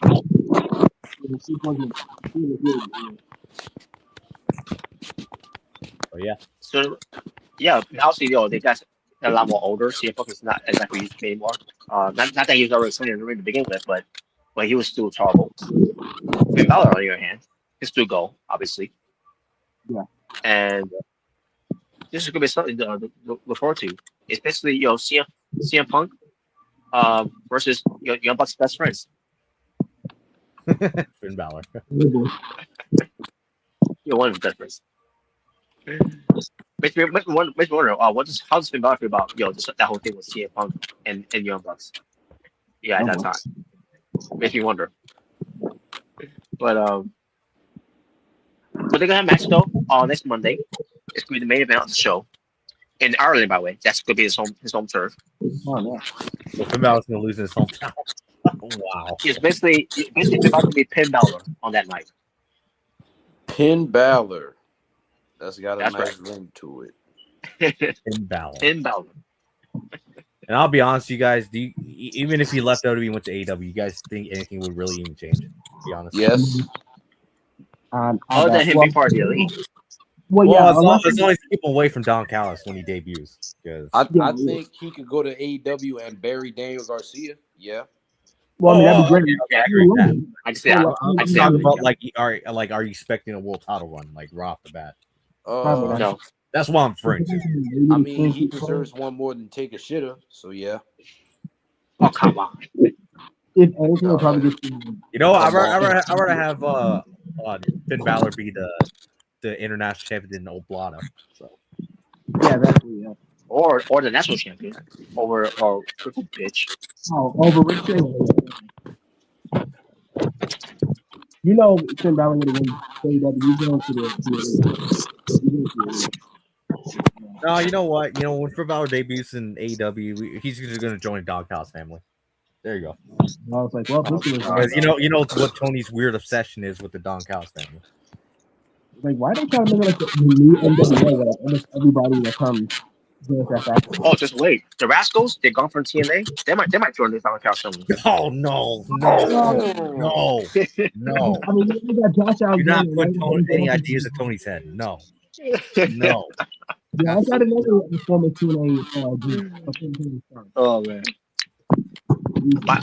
My thing is, if the Rascals are if they are going to become the AEW, they should be their own things. Being the Rascals.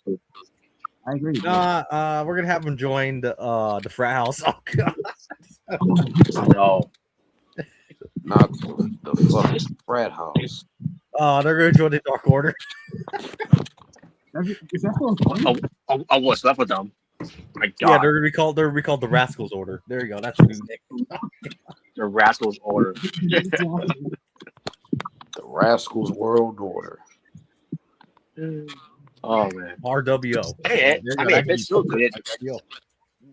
I mean, if it's still good, they do spray paints. Yeah. I don't think they'll be copyright for that, right? The AEW can sign Matt Riddle, and yeah, he can join as well. He can be the leader.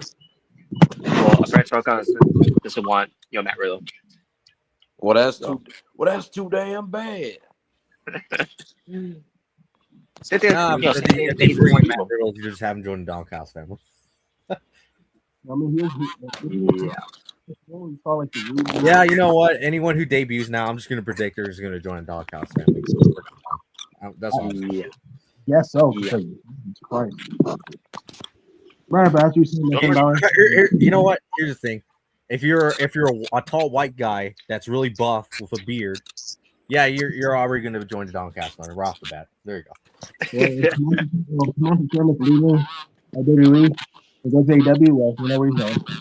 You know where he's going.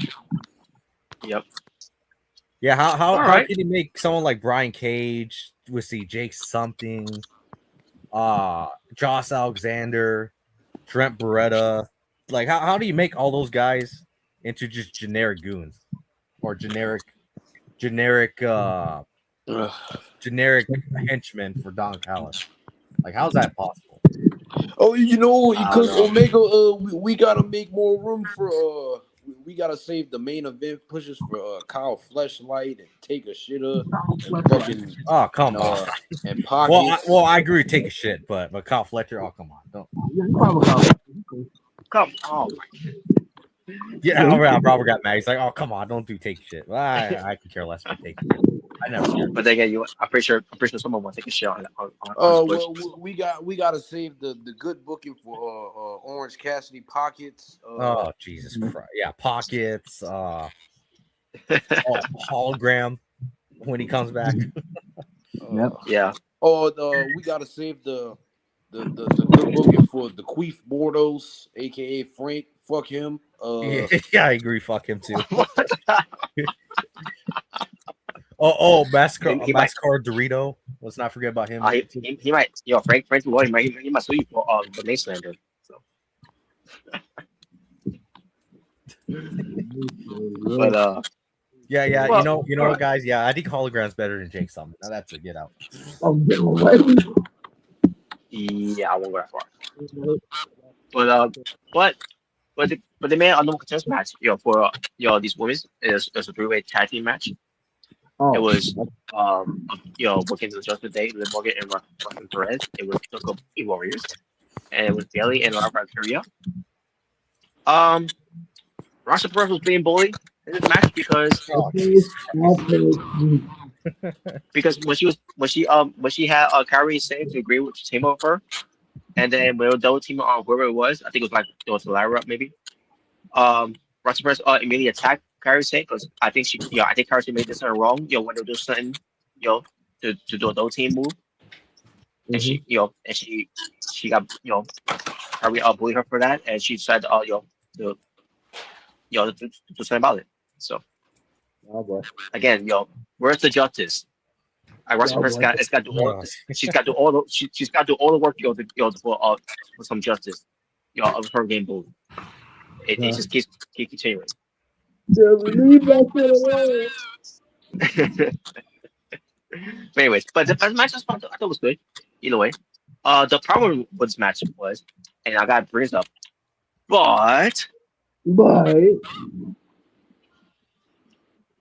so the Kabuki was did a double team move. I believe it was to maybe Bailey or Lyra, can't remember who it was. So they did a double team finishing move, and they had a Kyrie go for the cover, but the referee didn't count it. Oh, true that. And then was and I'm like, what? Okay, I guess it wasn't legal. But then all of a sudden, there was no tag made. When it comes to Kyrie and Asuka. So Kyrie did something to I can't remember, it was Lyra maybe or Bailey. Either way, Kyrie got the better of it and then tossed out Roxanne Perez. And then because there was a blind tag made that was made by the way, that Liv Morgan made a blind tag. Liv Morgan hits her Oblivion to Kyrie and got the win on her. And I'm like, wait a minute. If she wasn't legal, then why was she legal to get pinned then? If she wasn't legal.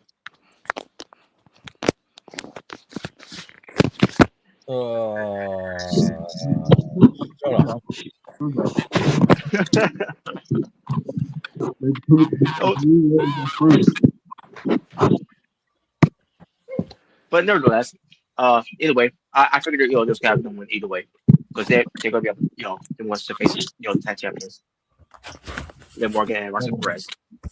And aren't you happy? I am. Actually. Now, as far as what they do with Kyrie and Asuka, I don't know what they're gonna do with that. I think we're gonna start to use them. Kyrie's gonna they have enough of this and they're gonna fight, and then they'll probably have a bunch of WrestleMania.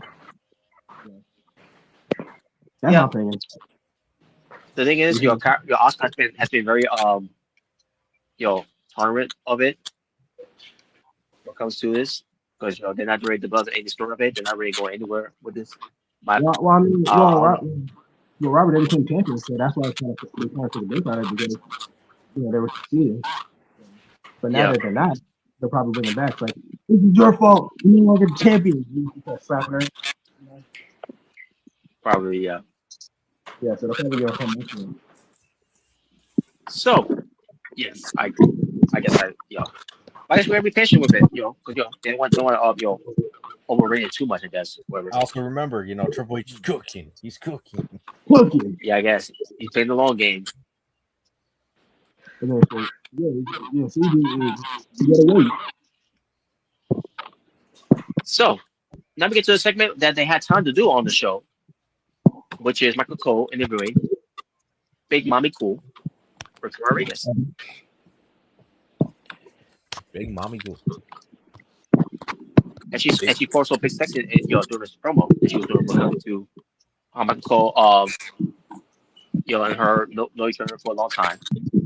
During the times when she was on NXT. And so about how Michael Cole said that she'll be world champion someday. Now here's the thing about that.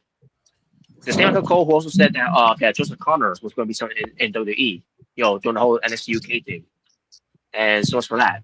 By the way, that's a name I haven't heard in a long time. Joseph Connors. Wait, who? Joseph Connors from NXT UK. Yeah. Oh, wow! I forgot about her. Yeah. Oh, yeah. That's a name I have not heard in a long time.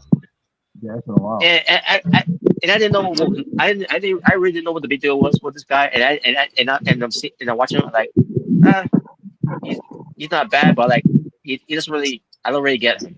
And after seeing that, like I don't know where Nicole getting the idea of why he thought he would be anything big. Robert's like he's just a generic. He just looks like Edge. I don't care. He basically was like an Edge, but the problem is he didn't have the charisma like Edge. They tried. He looks like a yeah, I don't know. And I got against him. I'm not knocking him. Robert's like, yeah, it's all for Edge. No one cares. I'm not knocking him. I just didn't see anything special with him. It's no different than Joe Coffey though. I don't understand why they saw him. I bet Robert pissed off a lot of wall culture pro wrestling fans. Like, how dare you say that? How dare you say that about Joe Coffey? I'm talking about Joseph Connors, not Joe Coffey. Yeah. Okay. But then again, also Michael Cole also said Ticket Master could be something too as well. That's who I know. That's how I know about Joseph Connors because of wall culture pro wrestling. Yeah. If you guys remember also that company, from way back in the day. Yeah, exactly. Michael also said the same with Ticket Master. Now, obviously, because she was injury prone. Well, we also what happened with Mrs. That Doesn't Work for Me sister. Yeah, and that too. But Raquel talk about all this, and just because just because I brought it up, it doesn't mean that I will see Raquel ever be world champion when it comes to WWE. She might be eventually. I think she should be, in my opinion. But yeah, because and she was the badass NXT Women's Champion. Yeah. I'm a fan. So, Raquel. She's got and on top of that, she's doing it right too because she's listening to Emotional Vet and Kevin Nash, who told her to be you're a big woman, so you gotta you gotta be like a big you gotta portray yourself as a big woman, you stop selling too much of that, and she took it hard. She's like any any old people like, oh fuck you, what you know, you're an old dinosaur. Yeah. So at least Raquel respects the veterans, like sort of people from AEW. And plus, I think Kevin Nash even's a fan of hers, so yeah. I must explain why she's big mom cool. She took his advice, and Kevin Nash sees that she's doing very well, and she is doing very well. Yeah, man. It's kind of now. Will we capitalize on that? We'll see. It's kind of giving me old vibes of like how she was in NXT, like when she was like the badass, like bodyguard for like with Dakota Kai at the time. It's kind of bringing back yeah. Now will we capitalize on Raquel? What comes to it? We shall see. Makes it look like if Raquel does win the championship, if she does, I know it would probably create some tension for like Liv and Roxanne. Like imagine a segment like with the with Liv and Raquel, the whole Triple H and Randy Orton. I said, give me that belt, damn it, now. Raquel spits in her face, and then Liv Morgan gets so pissed off. Like, you remember Triple H's face? Like, how mad he was. Yeah. You remember how you tell you like you thought it was me, you spit in my face, and then she's like, well, he had to come anyways. I mean, he did. Look at that.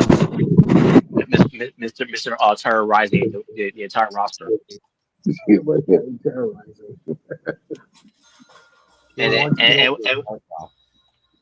did that do? Triple H's revenge by beating Randy Orton. Wow, that was great. The book right Orton to lose like that. Yeah, I thought you loved Triple H. The pretty sure Jordan. The pretty sure Jordan don't mind that. Carrying Randy Orton. Yeah, after he won the world title, the youngest to be the world champion, and the Triple H took that away from him. I thought it was Because of course great. he did. Wasn't it also during the time where like, you know, he was having like attitude problems backstage, and that's why he did it. Like basically wasn't ready for it yet. Yeah, the old, which is true. Randy Orton does have attitude problems sometimes. But So it was like all the time. all right. But Raquel was confronted by Stephanie McIntyre, only for agents and referees come out to stop it, and then Michael was gone. Then Stephanie started talking in the camera. At that point, Raquel was taken away until she came back and attacked her. Attacking the leg, with the walking boot on, and then took the belt, and then really lay into the walking boot. So I guess it's gonna be with to off Stephanie McIntyre to recover from her leg injury. Because it is legit. It's not too serious, obviously, but makes me wonder. But what's going to happen with the World Titles? Then, if that's good the case then. Yeah, I don't know. But they have. They all found I'm something. gonna say is I take this over her feud with Nikki Bella. I agree. Come on, you don't like Bella gone bad? You know what I mean? Yeah, Bella gone bad. Yeah, gone bad on my television. Yeah, that no one asked for. Yeah, exactly. But that's what I'm talking about. but they had time to do that. To show that on TV. But then again, going back to what they did with Devon Evans last week, but they couldn't find time to sign the contract.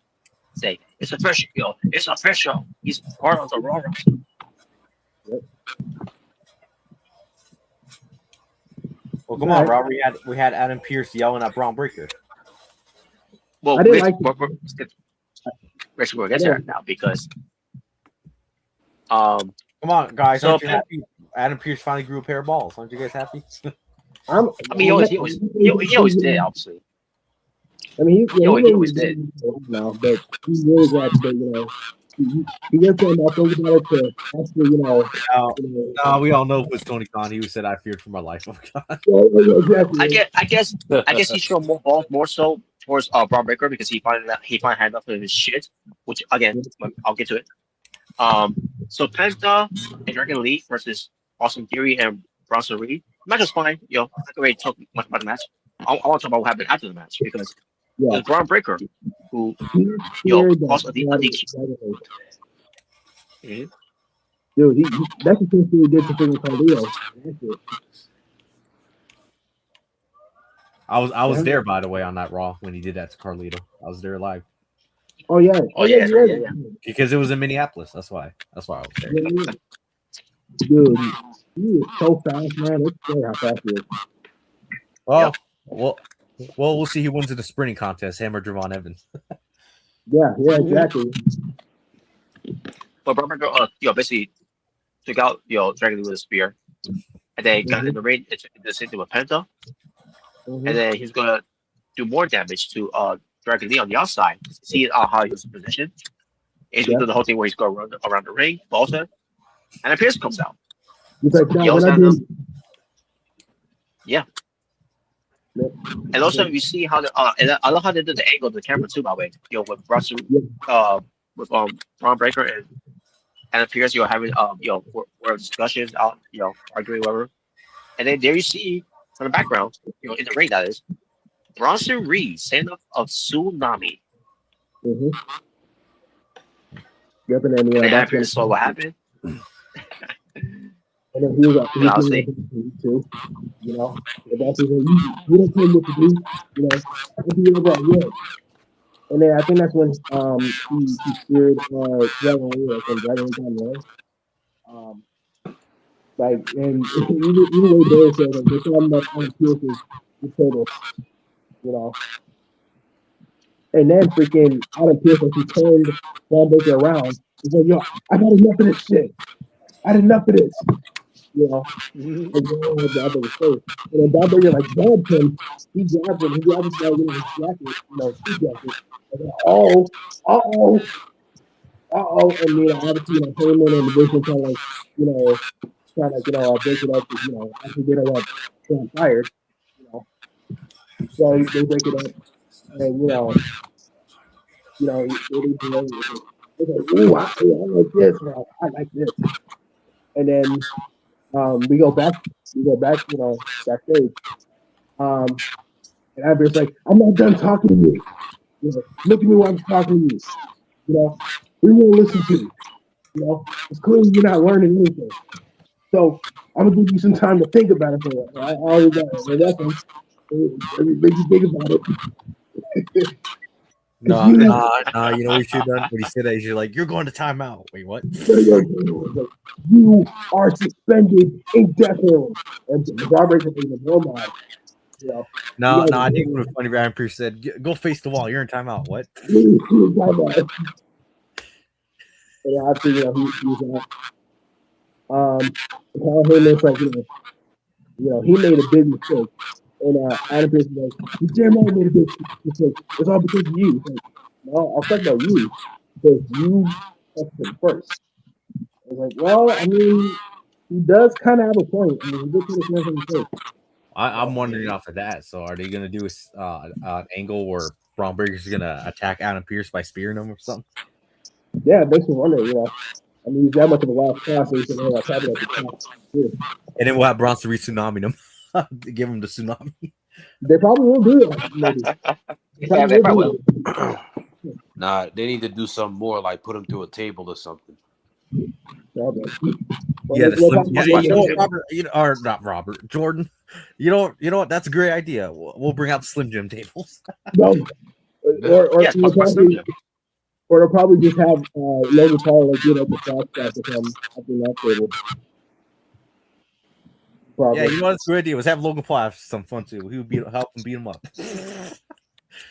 Yeah, I mean, that's what you could do. I did like this hint, like you can Adam Pearce can piss off the division and what's history Braun Breaker. I like that. Well, I did like the fact that they're like all the members of the division were trying to calm down Braun Breaker, but they couldn't calm him down. Yeah, even I remember even Logan Paul's like, he'll kill you guys. They kill you. Like when they're leaving. So yeah, but yeah, I like that. I like that whole thing that they did. I like that. All I'm gonna say is, you know what? I actually liking this new version of Division. It's better than the Seth Rollins version of Division. It really is. I mean, like we've seen.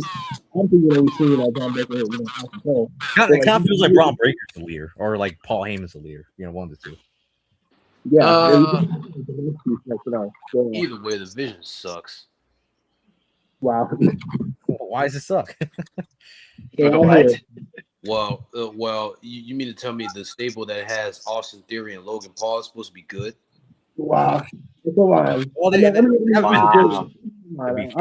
that. It's not as bad as Real Useless and Daniel Garcia. Oh no. So we're comparing garbage to shit. Stop. Oh, come on. Okay, I know you don't like him, but come on now. Even you guys say at this point you would take Austin Theory and Logan Paul over. I would take Daniel Garcia. I would take the Bronze. I would take Bronson and Braun Breaker. Well, Paul Heyman. Well, okay. What about Paul Heyman as the manager? Just the manager. Yeah. If it was just those two and Paul Heyman, then yeah, I wouldn't mind. All right.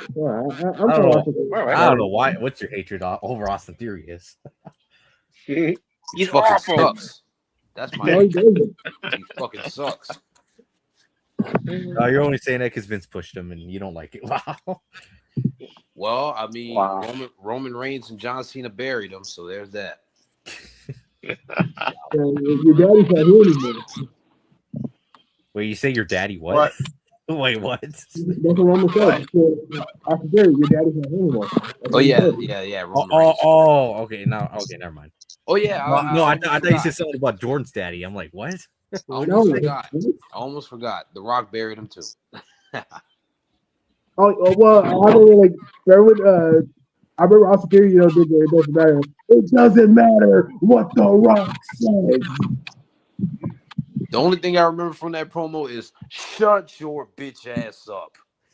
Oh yeah, I remember that. And that's Austin Theory's career in a nutshell. Oh, Oh man. Oh god. That should be every time Don Callis grabs a microphone. You're just like, shut your bitch ass up. that's every time I hear that fear talk. Shut your ass up. Or All that's right. Robert. Or that's Robert. Every time he hears a stupid Dave Meltzer opinion, shut your bitch ass up. Yep. Yeah, pretty much. All right. So yeah, that was all the other Braun Breaker. We'll see how that develops. Then we had I want to talk a little bit about Triple H here. What comes to the next segment? Yeah, what comes to the next segment here. But before I do that, I saw earlier on Facebook. Now obviously, I'll be honest with you guys. If I ever saw any matches that Triple H had when he was in WCW, which I have not. I always say I never seen it. I never see it. Yeah, but I just see this one match that he was involved in. I think at the time he was called no, not Terrorizer. He was known as, I think, what his his original Blue Bloods. Oh wait, is it John Paul Levesque? I think that was. Yeah, I think so. Or Gene Paul Levesque. I don't know. Who cares? It was garbage. But he went against the natural Dustin Rhodes. Before he was Goldust. But and this was back to what, 95, I think it was. Yeah, 95. And I was seeing the match, and I can't remember, it was at the wrestling on Saturday night, or main event, whatever. But either way, and I was seeing this match, and like, wow, this is, and I kept on saying this is actually a good Triple H match. Oh come on, Triple H has had good matches. Come on, don't do that. I'm just saying, because he I saw him do a drop kick. I was like, holy shit! I didn't know he could do it. Like I can't remember last time he. In fact, I don't think he. If I remember of watching him, when he first came to WF, he ever did a drop kick. Yeah, that's how I remember. Probably because he told him not to. Well, I mean, I guess Probably. And the same match, yeah. And the same match, he does a spinning heel kick. I'm like, holy shit, that looked pretty good. Like, where the hell was this guy at in WWF at the time? I probably would have liked him. Well, maybe sometimes they used to catch up with the. Well, I mean, I remember at the time they did. It was a time period where they told you not to do too much in a match. So pretty much, yeah, that's true. That is true. Especially if you are a new becoming guy. Because at that time it was about trying to tell a story in the ring, not try to do as much. The work rate, Robert. It was not the work rate. So I think that's what the time period was. So yeah, I'm exaggerating, obviously. So I think Triple H had good matches, in WWE, obviously.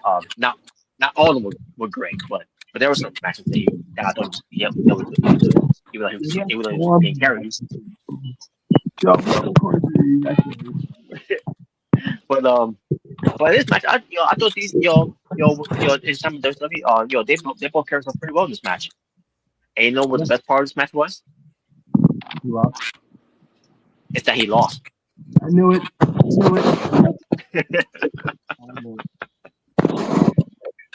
Alright. But anyways, now that out of the way, I want to talk about this segment that they show on Netflix here for Raw of not Triple H himself, but when it comes to Mr. Levesque, of some celebrity involvement of WrestleMania for this year, where they're emailing each other. Yeah, I know what you're talking about. Jesus Christ! What? So I skipped it. Wait. Did you just say they're emailing each other? Were they? Yeah, was it 2005? They're saying emails to Triple H or something like that. I can't remember. So I skipped it. Why do we give a fuck? That's why. I don't know what this. I really don't know. I don't know what this has to do with promote WrestleMania. Unless it's an excuse to show Triple H on TV. Yo, I don't know. Yeah, So we're gonna try to do another celebrity guest after Travis. And I believe I saw Speed. And like, well, expect to see him at WrestleMania. Why are we doing this? That's when they were doing like the celebrity ads, like like you gotta play Punisher. Well, come on, Robert. You don't love I Show Speed? No, I don't. I don't get the appeal of this guy. Why you didn't love him when Braun Breaker speared the shit out of him? I mean, it was great, but just me, I want to see it. Yeah, exactly, Robert. Just because it's great, that don't mean I need to see the fucking crackhead. That crackhead. Well, I don't know if he does that or not, but well, I mean, if he's a crackhead, then let's have him versus Tony Khan. Who can become the bigger crackhead? Oh, God, get out of here. Oh God. No, I'm just kidding. No, I Show Speed will win that. I'm just kidding. So what? So you're wondering? So you're asking what's the point of this whole thing? What did they hear? The point is basically I hated it. It was fucking trash. I didn't get it. I didn't understand it. I don't know what this had to do with your promo WrestleMania. It was fucking stupid. It was just a reason to put Triple H on TV. Celebrities give their ideas for WrestleMania. Well, come on, Robert. I Show Speed was training. He was training to wrestle. Come on, Robert. Don't you want to give your idea?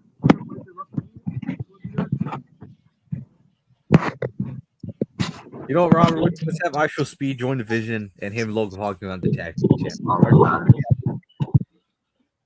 Oh my God. Yeah, you know what? By the way, speaking of I Show Speed, someone that I actually do like is BDE. BDE, Brandon does everything. You know, remember that YouTube channel? Oh yeah. Yeah, Brandon. Oh yeah, you signed with TNA. Yep. He signed with TNA. Hey man. Yeah. Congrats. He's the only one that I like. Other YouTube guys, that want to do this. My issue though is well, Chris Danger. He's great too. Chris Danger, yeah, he's great too. My thing with BTE is that he needs to put a little more mass muscle.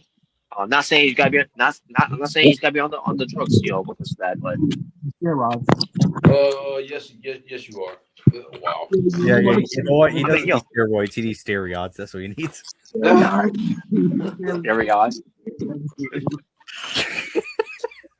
Wow. Sorry, I had to do that. Yeah. He doesn't need steroids. He needs steroids. Yeah. I remember that a while.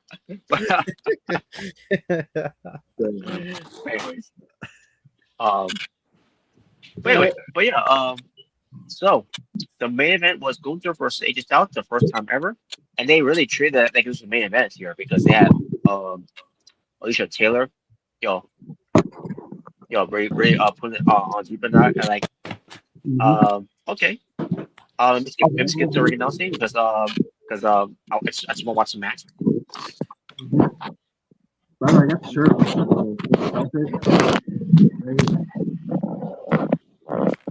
Look at that! Finally, a T-shirt that wasn't a Johnny Gargano T-shirt. Look at that.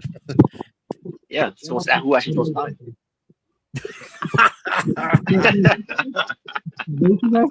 Someone who actually is believable.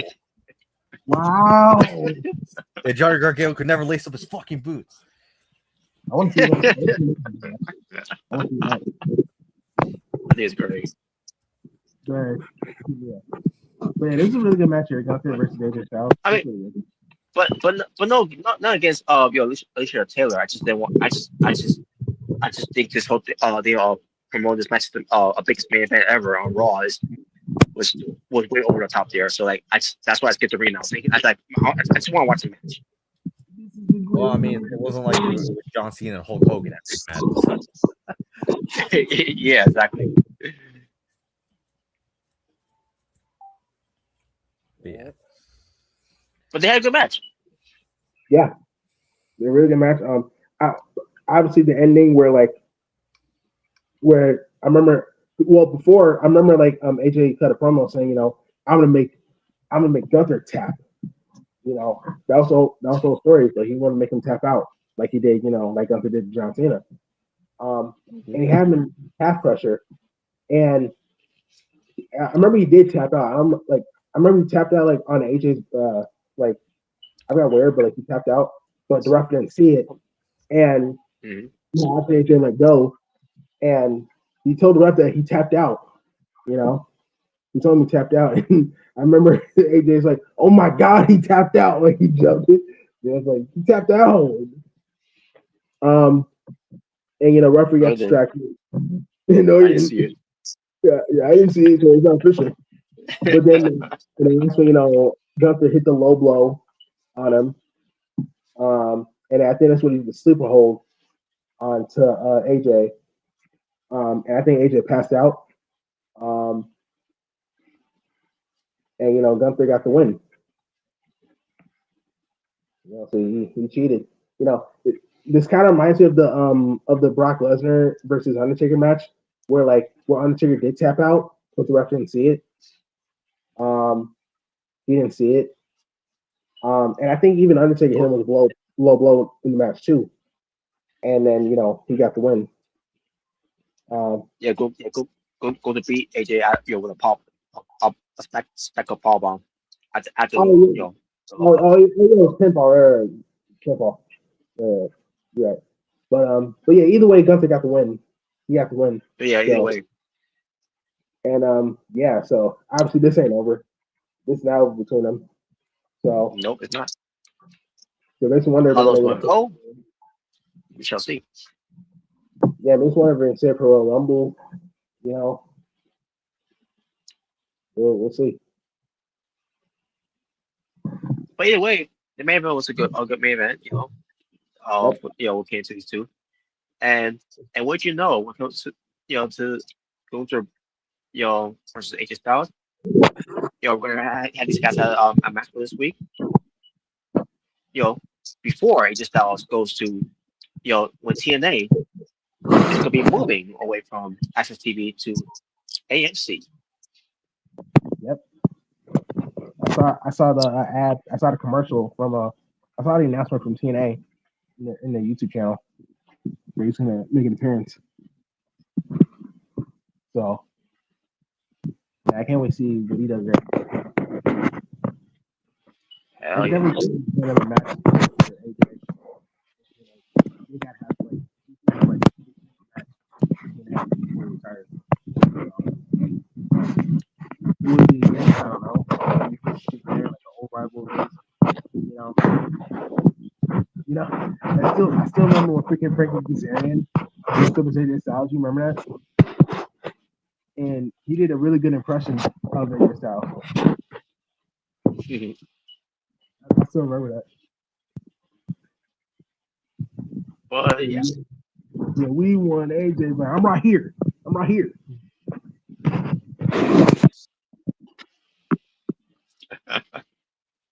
So yeah, TNA Wrestling will be moving away from AXS TV to AMC, and you'll be expecting AJ Styles to be on the show. You'll be expecting to see, originally it was going to be the WWE Championship match, for the title with Leon Slayer versus Myron Reed. Based on the reports of the Rascals are now gone from TNA, they scrapped it. Especially also not just the Rascals gone, but Killer Kelly is gone from the company too. Yeah, I just recently heard that from WrestleMania that she's Yeah. All I know is if she goes to AEW, she's probably joining. She's probably joining. She might be the first woman, woman wrestler to ever join the Tomcast family. Yeah, exactly. if she goes there. We'll see. We'll see if she goes. But We shall if she see. goes in, I don't know. Well, my guess if she does go there, she's going to probably stuck in Ring of Honor. Maybe. Yeah. Maybe. But yeah, but with Kelly gone, because she's married and has a child with Myron Reed. Oh wow. Yeah. I mean, I Yeah, knew they were yeah, together, but I didn't know they had kids. yeah, they got kids. That's why Kelly was gone from TNA for a while, and then she came back after that. And, she had a fair return run, obviously, not her fault, but Yeah. but yeah, they did a match with the Rascals, that involved you know, Dre, Wentz, and Reed. Now, obviously, Dez was not involved with it, but it was the terms was going to be coming contenders, and it was very weird that they this and bad timing, too as well. So that got they're probably going to now they got probably coming to a story here, where maybe Santino didn't realize that the contract was come to do, and he was because he's so struck about what happened with his daughter, treating him like that it just blew past him. I'm just he's that's that's the story I will come up with to excuse why my read is not there. So so the question is now what do you do with with the AXS Championship? It will still be planned on doing it, or will someone else be in the match? Like a challenge, or just scrap it, just build up a match, per view for Moose and Central Alexander for that. That's match schedule anyways for Genesis. I don't know, but I thought when it comes to that whole thing, that they really gotta come up with something to because people were expecting that the match again to happen, and unfortunately we're not getting it. So, but either way, I'm sad for TNA. Going to 8 AMC. They're doing the whole thing. The main event is gonna be Santana, Mike Santana versus the TNA World Champion Frankie Kazarian, and Nick Nemeth. Ryan Nemeth. His big brother is calling his shot after the match. And we shall see how that turns out. If it is a successful cash in. The whole Cody shot thing. We shall see. I hope it's not. But we'll see what they do on that show. And also, there's the question of what's going to happen for TNA Genesis, because will the title be on the line as well, or for maybe the world champion? If it's going to be either if it's Frank Kazarian who's still going to be a champion, or either we have new champions in Mike Santana, or a new champion, to be the new champion, whatever, or if Frank Kazarian ends up retaining, and either way, who is going to be the TNA World Champion? Will be Nick Nemeth? Will be Mike Santana? Will be Frank Kazarian? Excuse me. Will be Frank Kazarian? I guess we'll find out when we get to it. But either way, I'm still sad for TNA. Going to to their new home. It feels like every year, as years pass by, they move to a different network every time. It was because they were Spike TV. Then they went to Destination America. Then they went to what? Pop TV. Yeah. And that was all in the which span of 3 years. Yeah. Yep. And then if they didn't have Pop TV, they also Twitch, so you could go on. Which that was great. That was great experience. Especially when Santa was talking to fans online. They also in the chat that is actually. Well, after the Pop, they also went to Pursuit Channel. Then they went to Twitch. Yes, the Pursuit Channel, which probably that was horrendous. Not the other, the network itself, but it was horrendous when you had Josh Matthews plugging shows from your Pursuit channel, and it ends up having a crossover on their shows, and it ends up being one of the worst things they ever done. Then the time slot was weird too, because it used to come on that Friday night at like 10, 11 o'clock. Like, what the fuck? Yeah. It was not a good time to do that. I think that, TNA recently was uploading like the first episode of them going to a new channel. Like they've been recently doing that. And Justin Merker did too, but I thought the Pursuit channel made it worse. Again, not against the network itself, but I thought Pop TV was one of the best ones. Oh, they've been. I agree. Yeah, they lasted 3 years there, so. Yeah, because I remember once a time when when Drew Galloway, cashed in, that's where we got the Broken Hardys, Broken Matt history. And the thing that Josh Matthews lost his mind with, because of Rebby Hart. I mean, Rebby Sky. Yeah, and yeah, exactly. That's bad. Yep, she had a hammer in a diaper bag. Yes. We got Eddie Edwards becoming world champion. Bob Lashley winning all the singles. There were some good moments in Top TV. On TNA. Yeah, it did. It was really good. It was really good stuff, man. Yeah. And I think that was during the time with Eli Drake with the whole dummy, yeah. You remember that? That's right. Yeah. Dummy, yeah, dummy, yeah. When I say dummy, you say yeah, dummy, yeah. I'm not talking to you. I'm talking to me. I still love that. That's my favorite last one. I'm not talking to you. I'm talking to me. You should bring that back, bro. Yeah, when it comes back, bro. Yeah. Oh yeah. When I say dummy, say yeah. But after the Pop TV, they went to AXS TV, and they're like, well, I'm gonna miss them being on Pop TV, but AXS TV, maybe they'll get more viewers, which it did.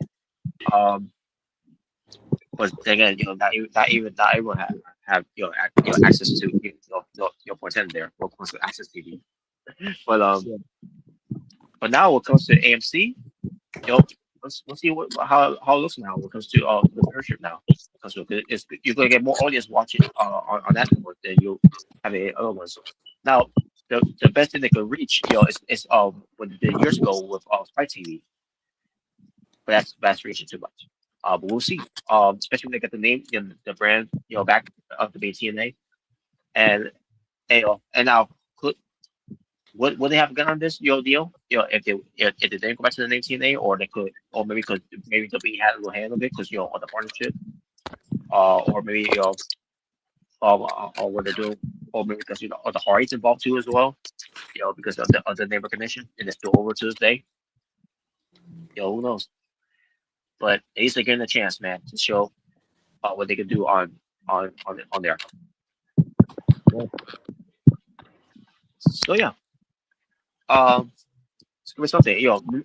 Obviously, Return of AJ Styles is gonna be great. Debuts maybe outside as well that they'll be coming. That we may not know who could be, or some familiar faces. That might show up. But either way, it's gonna be one of those for them. And it's staying on the same nights, at the same time. Because people were worried, they're gonna be with AEW. So I'm glad that's not the case. All right. So that being said, folks, we're gonna go in for some fun topics now. Now, obviously, Omega Red's not here. The day before, for work later. So we're gonna schedule his fun topic and focus on ours. So they get this back. All right. And here we go. I'm going to get it right now. Oh, before I mute my laptop, you just will get an echo. All All right, here we go. And let's have some fun, bitch. right. Okay, Carter. All right. So Yeah, it was Okada. I didn't say it. yeah. All right. So here we got all the women Royal Rumble winners right here. Yeah. So the basically this one is your top three favorite Royal Rumble winners for the women. Top three favorites. Mm-hmm. So I'll go with Becky Lynch for 2019. I'll go with Rhea Ripley from 2023. Excuse me. I don't know what I said right there. And I'll go with Bayley from 2024. My honorable will be Bianca Belair, and my dishonorable will be Charlotte Flair from 2020. For me, I'm gonna go both Charlotte Then, wins, but then, and I'm but gonna then go again, Ronda it's not as bad as Ronda Rousey. So I'm changing mine. I'm going Ronda Rousey. That's my dishonorable. Rousey. Yeah, that was way worse. Nah, seriously though, I'm gonna go with I'm gonna go with I'm gonna go with Becky. I'm gonna go with Bianca. I'm gonna go with Bayley. Mhm. Mine will be All Rhea. right. There you go. Yeah. All right, Jordan. I'm gonna go with Bianca, go with Rhea, and Bayley. All right. Yay! I wonder if they win this year. I thought I was gonna say 2025, but I realized, okay, yeah, Charlotte Flair on this team. And by the way, that was 219. Yeah, I was mad about that. That was dumb.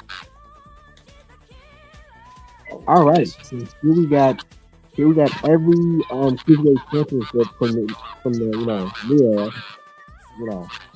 Basically all the winners from all the championships. So basically, you pick your top four favorite champions. Top four favorite. How many again? Top four. Top four. All right. My top four will have to be Neville, Okay. Cedric Alexander, Okay. Buddy Murphy, and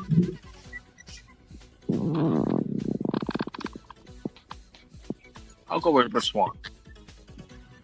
All right. My honorable would be Santos Escobar, and my dishonorable is Enzo. Yeah. Why is he your dishonorable? Because he's a hater. He's a hater. Yeah, because I'm a couple of hater. Couple of haters.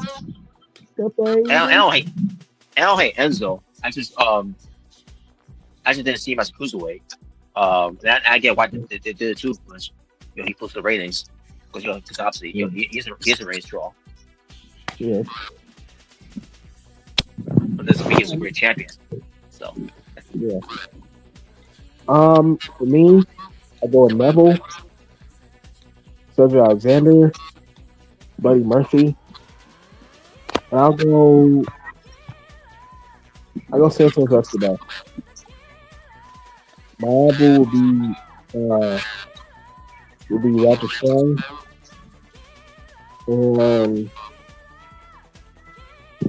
and Jordan Devlin. I thought he was actually good champion. all right, So yeah. Jordan. All right, I will go with Neville, go with Cedric Alexander, Buddy Murphy, and Leo Rush. Yeah, he's really good. Especially matches with Angel Garza, bro. Those are good matches. All right. Well, here we go. Next one.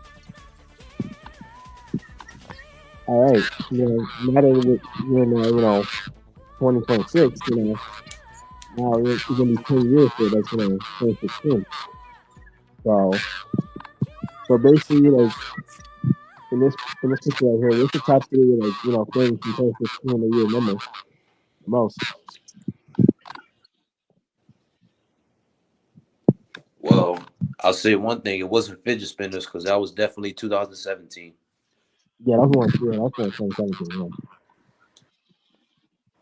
There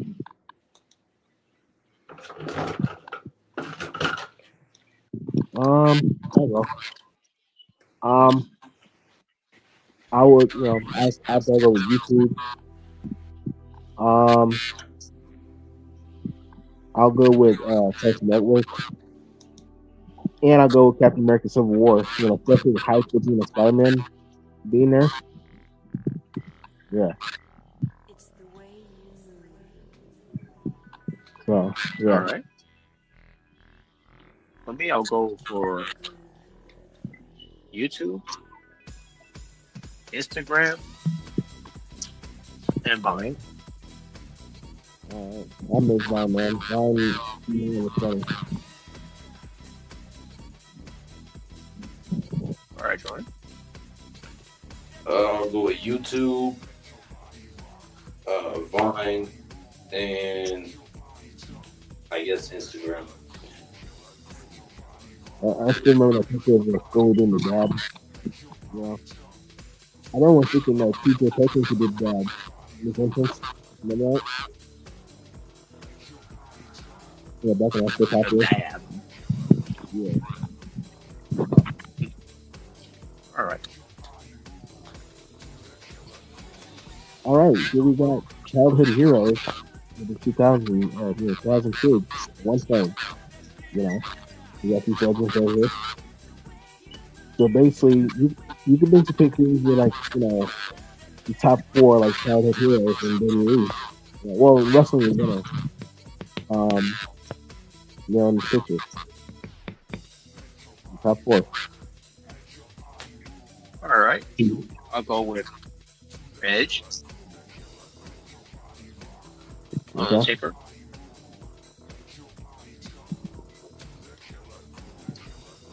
Kurt Angle. And The Rock. My honorable will be Shawn Michaels. And by this honorable is yes, Triple H. For me, I'll go with obviously John Cena. I'll go Undertaker. I'll go with Shawn Michaels. And I'll go with AJ Styles. And obviously, TNA.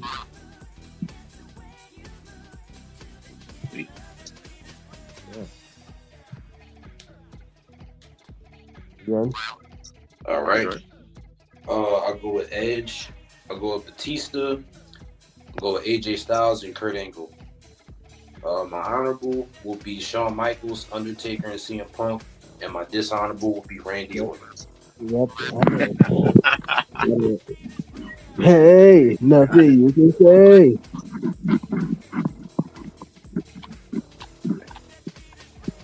Oh wow. Ooh, we got brand names in the 90s right here.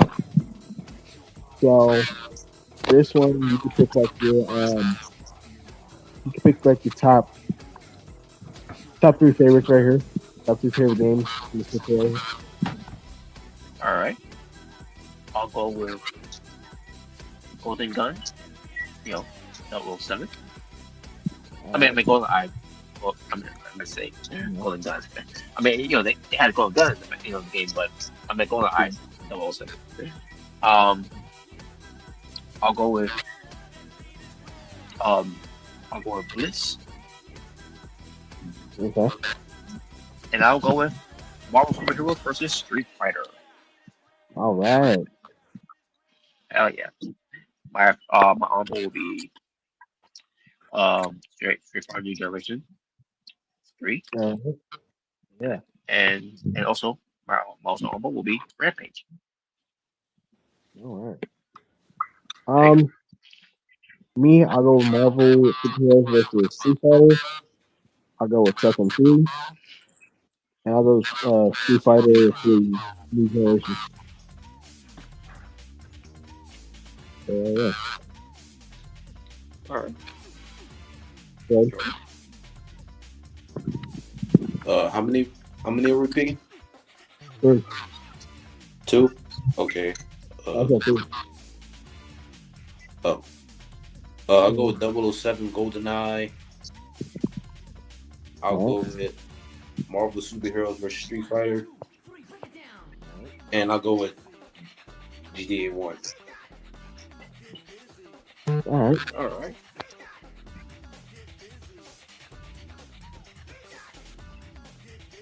You got it. Now we got more games from the 90s. All right, more games. Yeah, basically same thing. Your top 3 favorites. Right? All right. I'll go with The Legend of Zelda: A Link to the Past. I'll go with Mario Party. And I'll go with Sonic Adventures. My honorable will be Star Wars. And my honorable will be Tomb Raider. And also my next honorable, Twisted Metal 3. There you go. For me, I'll go with Sonic Adventures. I'll go with Spyro. And I'll go Banjo Kazooie. Sweet. Thank you. That game was fun too.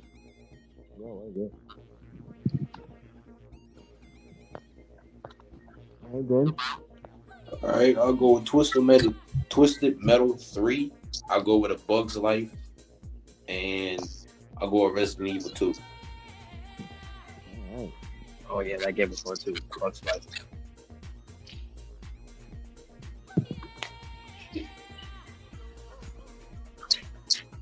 All right, next one. All right, here we got Kenny Omega theme songs right here. All right. We got our theme songs with you. Videos. You can pick your top 3 favorites from Kenny Omega. All right. I'll go with Devil Sky, Battle Cry, and Take Flight. All right. I go Devil Sky, Battle Cry, and Carry On Radio Sun. Yeah, when it came back from suspension. All right. All right, Jordan. All right, I'll go with Battle's Cry. I'll go with the B&E Elite theme song. And I'll go with Carry On Wayward Son. All right. Don't you cry no Elite. more. Dun, dun, dun, dun, dun, dun, dun. All right. Sweet. All right. So, what's your top 5 favorite WWE entrants to sing along with?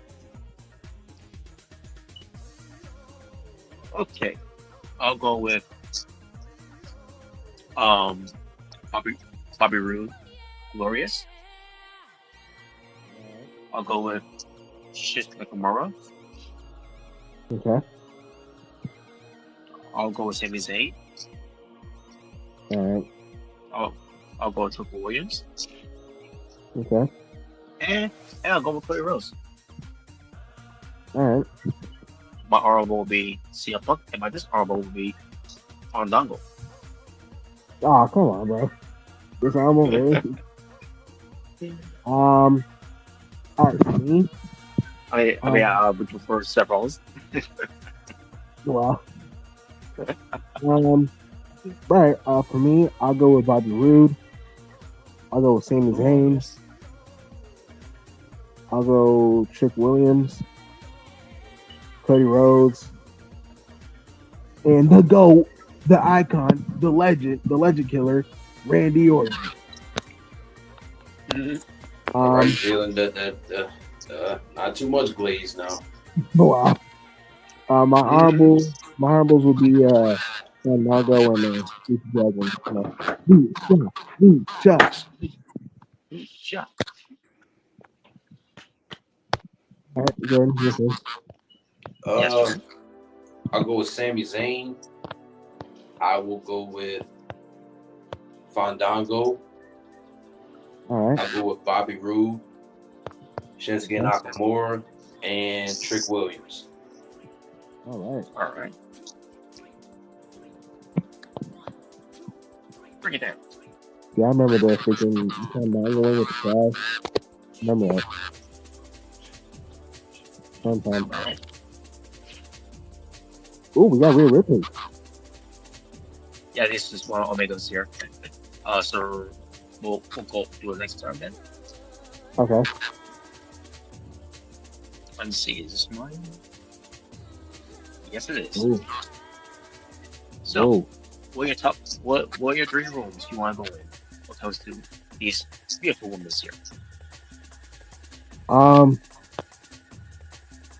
I guess I'm going to the bottom there. I'm going room 4, 5, and 6.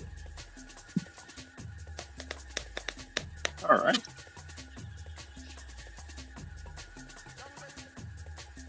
I will go with room 4, 1,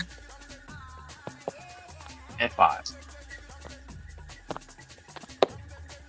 Okay. Good.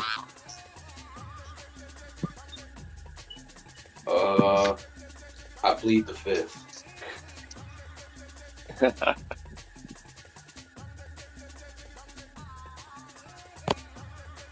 All right. Let's go to these championships. Yeah. Oh, wow. So you can choose your top 3 beautiful championships. Oh, easy. I'm going with the World Heavyweight Championship from WWE. The return of the IWGP. What was it, version 4 or 3 of the belt? They call it the V4. Yeah, so I'm going to version 4. IWGP World Championship. I'm going to TNA World Championship. All right. I will go with the IWGP Heavyweight Championship, the TNA World Championship, and I'll go for the WWE World Championship. My honorable will be the AEW Championship, and my dishonorable will be that not so undisputed Mustard. piece of crap WWE Championship. Mm-hmm. Sorry. All right. I will go with the IWGP Championship. Go with the TNA Championship and the AEW Triple B. Big Burberry belt. Yeah. Because these back, they notice with the cyclists.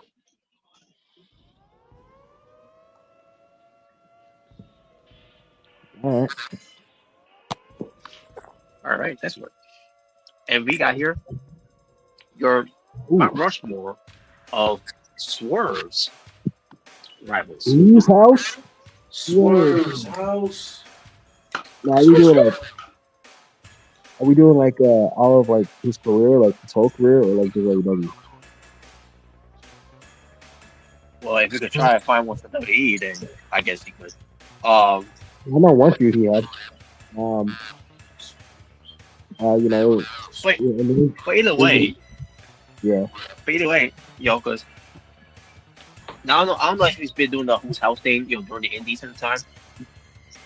I don't remember if he. I wouldn't know because I mean I think because of his stuff in the Indies, but I don't know if he ever did the whole Who's House stuff.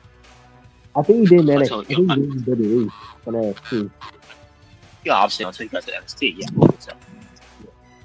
I think he started it in NXT, but it didn't really catch on. Not until like AEW.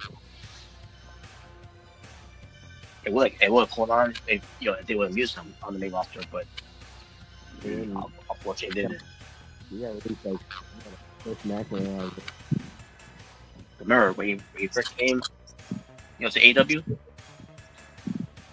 he got over with the crowds, the Houston's heading Swerve's house. yep. And then became a sticky show, he became a heel, and he even got even more love, after with the Steve Hangman. It's also made him a star. The Steve Hangman. Yep. All right. Now. So. Yeah. So who wants to start? I'll go. For me, I go with Santos Escobar. When they were shooting for the Cruiserweight Championship, that was really good. I remember that. Yeah.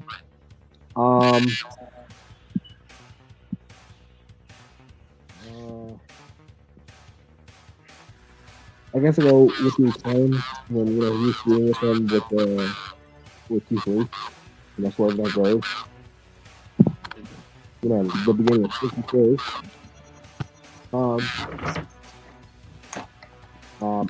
obviously Hangman.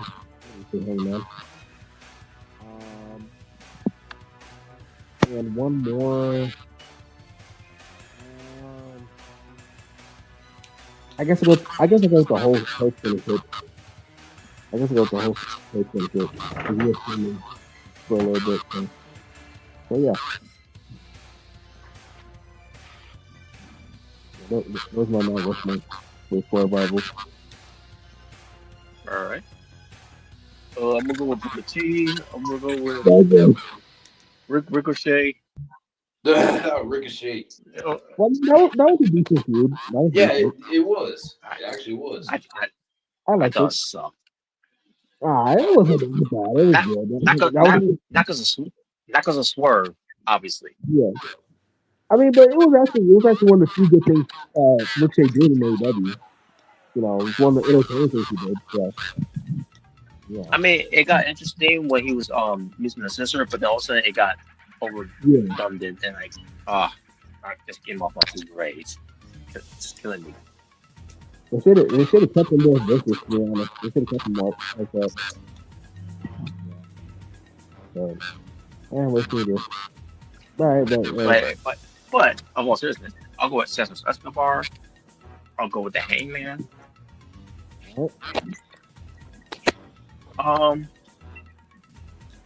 Unfortunately, I can't go with Keith Lee because obviously, they didn't really have matches. Because obviously Keith Lee was not the best health at the time. But I'll go with Darby Allin because they had that program a little bit. Oh yeah, they did. They had a match. God bless you. Thank you. Yeah, they had a cast match, right? Yeah. I remember they had also going matches too. Yeah, as well. Yeah. I almost forgot about that. Yeah. It was brief, but they still. I thought they did well together. When they did the program. Right. Okay. And one more. I'll go Smojo. Okay. A little bit edgier, but then they really started to, their program. And no, I don't count the work, and I don't count Lino to War Zone. Yeah, and they did have it. I know they hit interactions backstage. I think it was close. Yeah, and that's all that was. It's just interactions. Yeah, I think that's also where they attacked not attacked, but he threatened. He was like, "You took everything from me." Yeah. I didn't think about that anymore.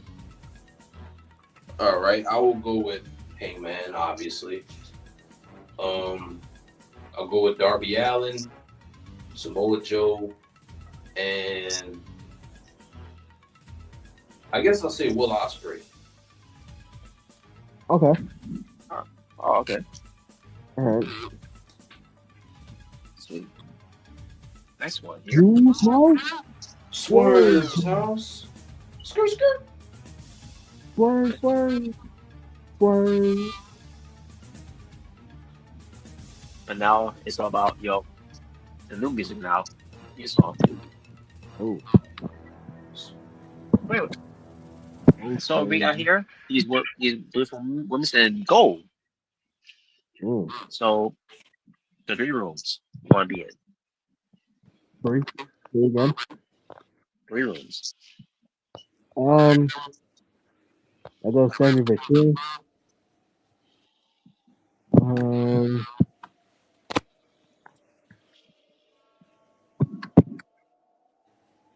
I'll go with Alexa Bliss. And I'll go with Liv Morgan. All right. I'll go with Liv Morgan. Especially she got that room key of hers. I'll go with Sammy right here. And I'll go with Soul Ruka.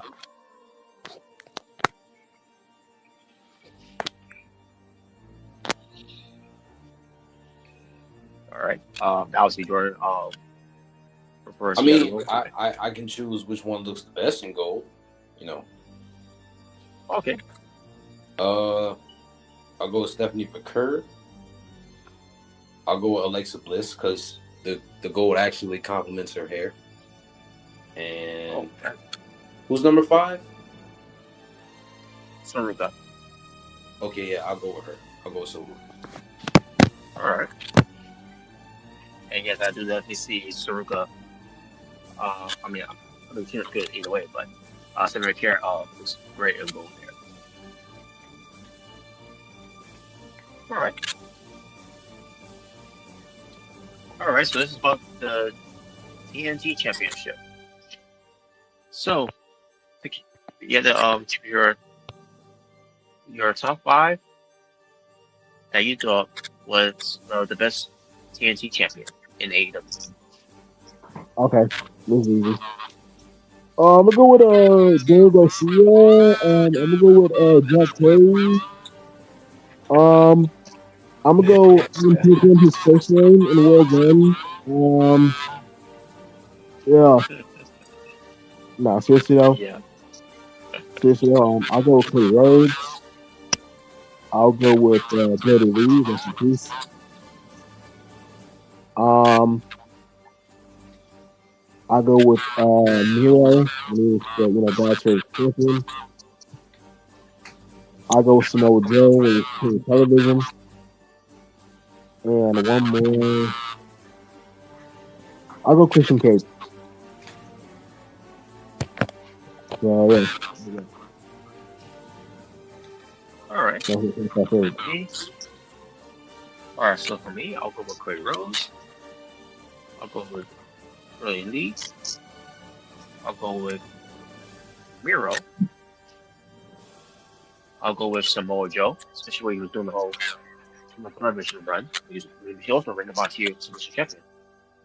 And by the way, he never lost the belt, by the way, because he vacated it. What happened? By the way, he never lost the belt, by the way, because he vacated the belt. Because he went to the pick up.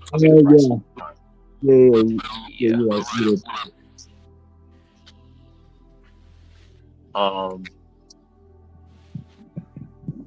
And I'll go with Christian Cage. Of his first reign before they fucked it up. Before they fucked it up. That stupid ending of the World Game. I still hate that. Yeah. All right. My honorable will have to be Al Copeland. And my dishonorable. Yeah. And my dishonorable will have to be Jack Perry. We'll come close to it. Will have to be Danny Garcia. You think I'm stupid? Yo, I'm not stupid. I already know what's going to happen.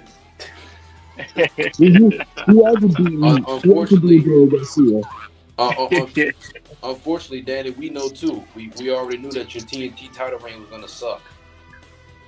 Yep. And I can't remember Marcus Poe, because he just won the belt. So. Yeah. So. All right, Jordan. All right, I will go with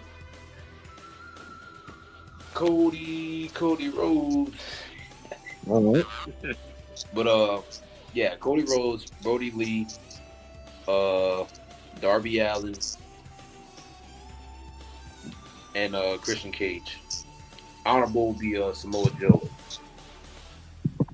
Okay. Sweet.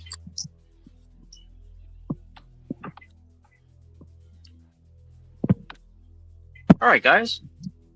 Now this one, when it comes to WrestleMania 40, obviously the things that happen here with Cody Rhodes versus Roman Reigns Part 2.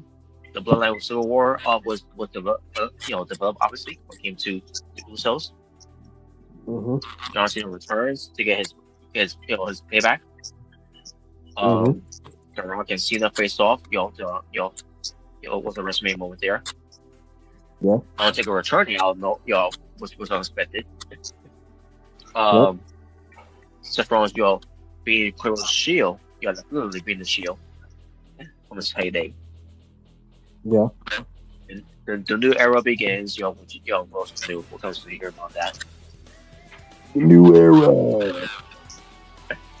And at the end of Roman Reigns' title reign of 1,316 days of being champion. That will never happen ever again. Never happened a long time. So, what comes to this? What is your top 3 here that stands out to you the most of this? For me, obviously, John Cena returning, doing his business solo. Undertaker returning, that was really cool too.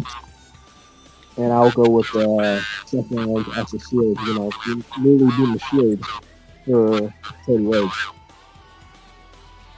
I love that part because he couldn't let it go.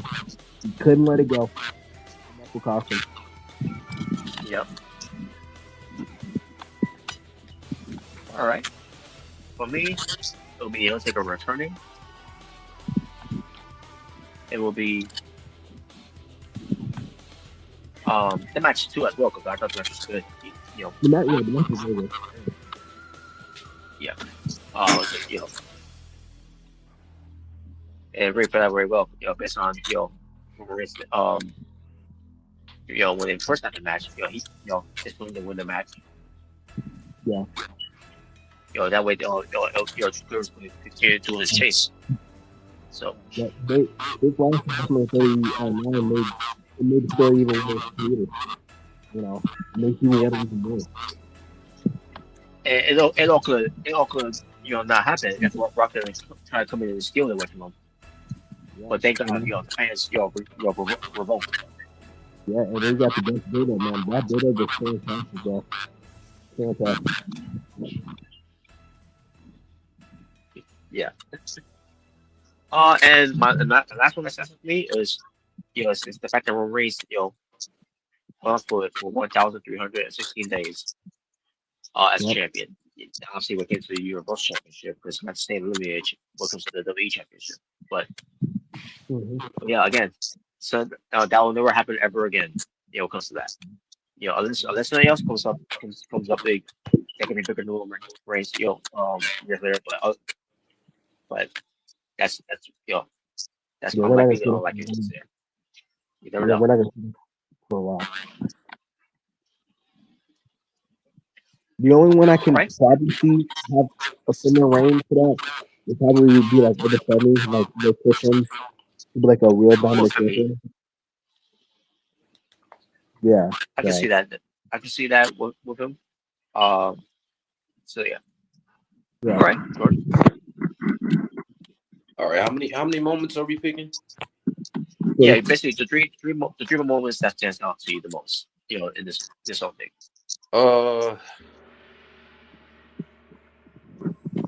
I'll go with the end of the title reign, the 1,316 day title reign. Just like you guys said, it'll never be seen again, and hopefully, I'm praying it doesn't happen again. Because why the fuck do we need a title reign that long? because he's all legendary. And that's it.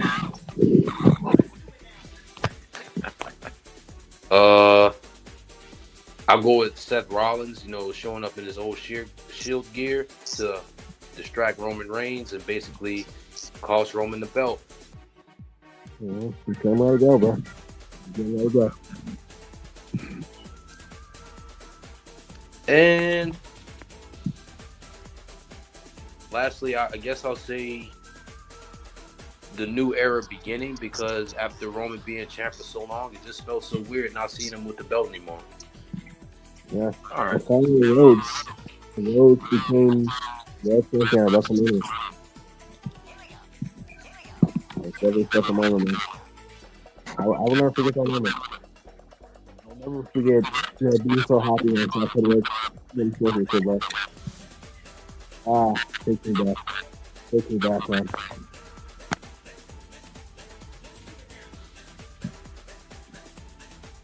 There you go.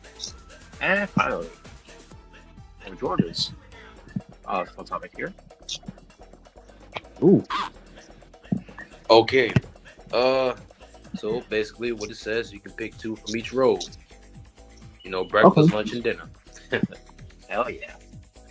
All right, so I'll go with an omelet. I'll go with breakfast. You know what? No, I'll go breakfast burrito.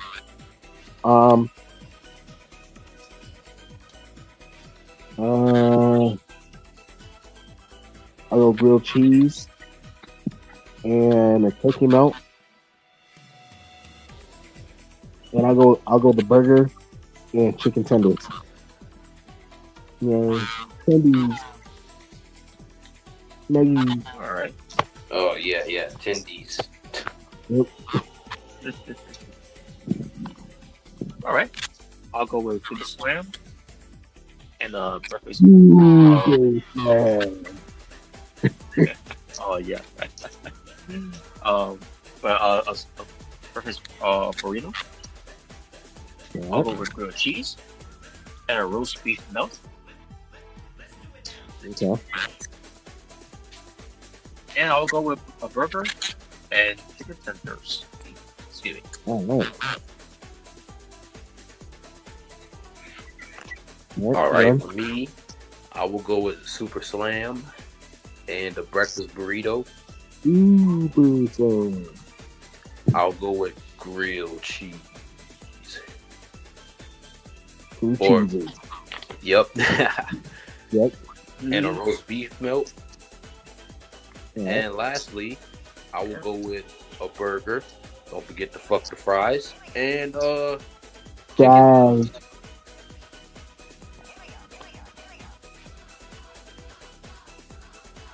Right. Yeah, move my face in the fries. Oh no.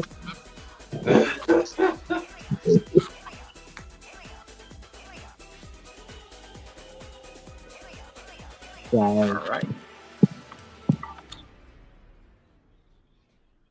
And that will do it, folks, for the fun topics.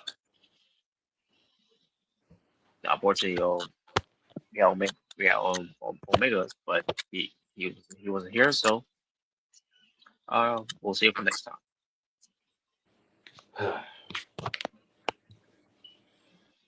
All right. I guess I think that will pretty much do it for the show. Man, what a day it was for me, folks, because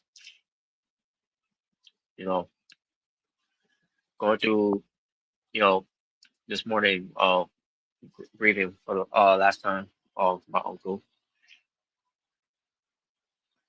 I was and the avatar you see right here on your screen is one when I came to send them my cousin did for her dad that had passed away,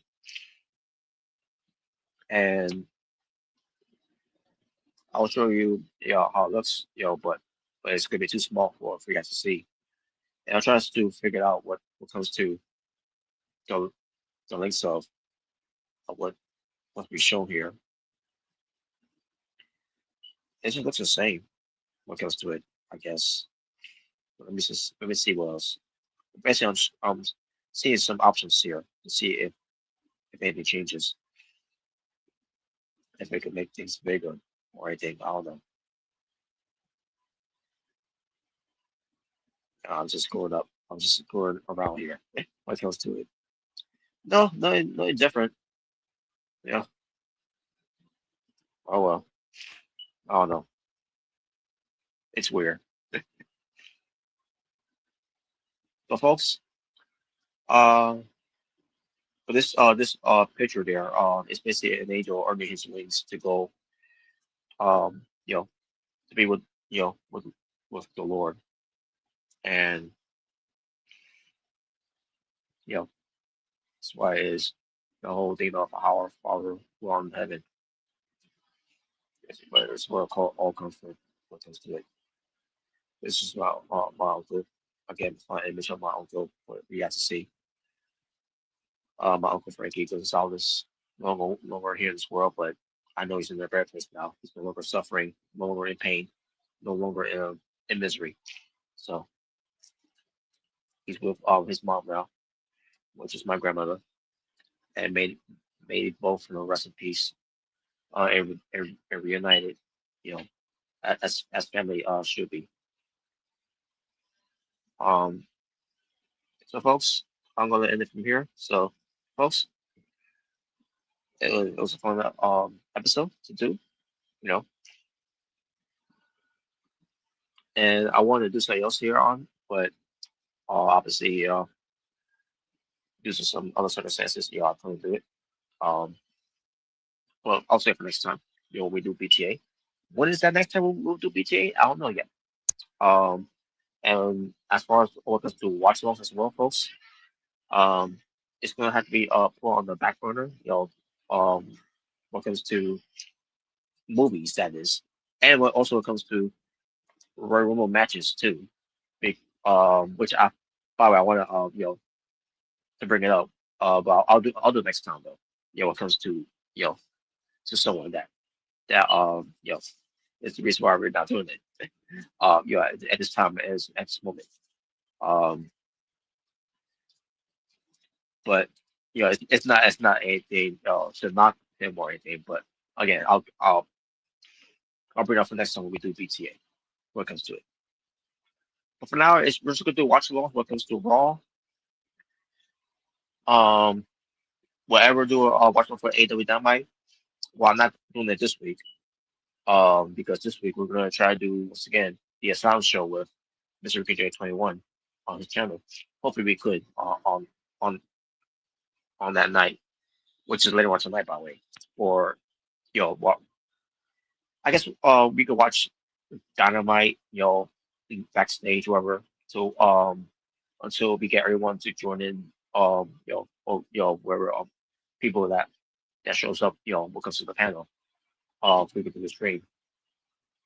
Well, we shall see how it turns out. But either way, I'll be ready. When it comes to it, I'm gonna let Mr. BK21 I'm gonna let him know that I'm ready and able to do the show with him. Once Dynamite starts. So I'm gonna have to sit through watching Dynamite live, which is gonna be a chore for me to get through. But I'm actually to watch it, just for the sake of to turn to the show on whatever we can. But either way, so I don't know when if I ever do another watch on for AEW Dynamite. I'm not saying I'll never do one again. You know, but it's just one of those times where do I feel like doing it or not? But or just do a BTA show sometimes, So it's just one of those things. But I will do one eventually somewhere down the line.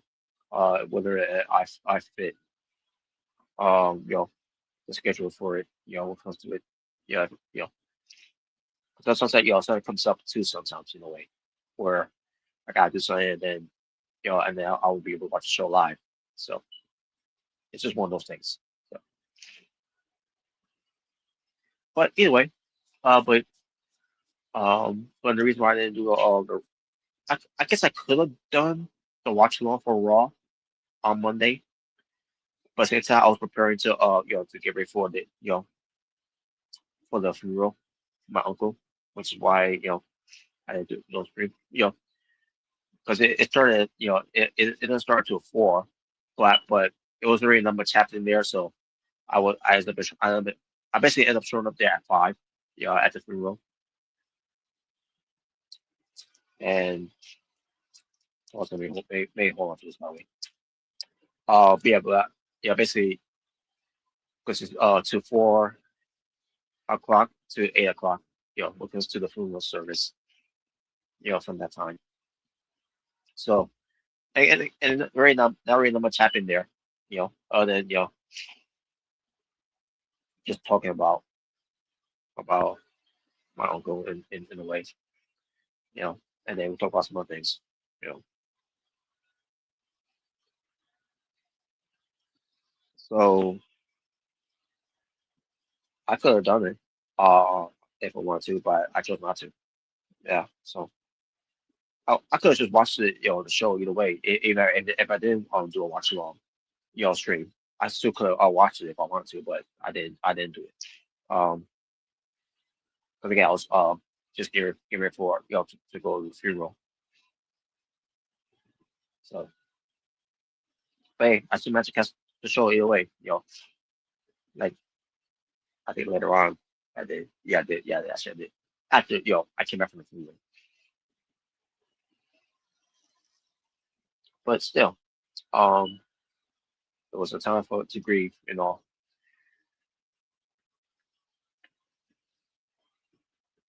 So, folks, um, when it comes to watch alongs, well, especially when it comes to movies, that's going to be put on hold. Same thing with the Royal Rumble stuff. Now, by the time we're done with January, and the Royal Rumble has already passed and gone, when it comes to WWE Royal Rumble coming up, then I don't know. We'll see. It depends if we're going to still do one, next month. If due to some circumstances, what comes to someone, which I will bring that up, next time when we do BTA. As far as Thursday, I'm thinking about doing a TNA Impact on AMA. AMA. I mean AMC, I meant to say AMA. Well, I don't know where I got that from. But I'm gonna try to do a watch along for TNA Impact. What comes to don't be on AMC, not AMA. Like I said before. That was a botch. Again, I don't know how I spit that out. The words that I chose to say. Well, I digress. But anyways, folks, so that's the idea for me to do. I don't know. Oh, maybe Rest will be part of the stream. I know Jaber won't be part of the stream. What comes to it? Not saying he just watched TNA. He watched the show, but as far as being part of the stream, that's the reason why I put it. Okay, I'll talk about BTA when it comes to it. And by Jaber is the one I'm talking about. What comes to it? Just give you a little teaser and hint about what I'm going to say. We're having him on the stream when we do next BTA next time. But either way, but on watch shows I'll be doing, with obviously will only be a part of it when it comes to it. It'll be on Raw, which special time. It's gonna be at 3 o'clock p.m. from my time zone when it comes to it. I don't know Omega Rest be a part of it, but I'm gonna still do it either way to see if he does show up. So we shall see. I don't know if Japers will be watching the show and he'll be carrying along in the live chat, wherever. We shall see if that's gonna be the case as well. He's done before. We'll see if he does it this time. This come around. And they're gonna be arguing about it for Raw. So be on the lookout for that one, which is gonna be next Monday. Um, we'll see what happens on the weekend when it comes to BTA. But when it comes to BTA, this was episode 276. Next time we do an episode of BTA, It'll be episode 277. When that will be on the weekends. We shall see. Will be on a Friday. We shall see.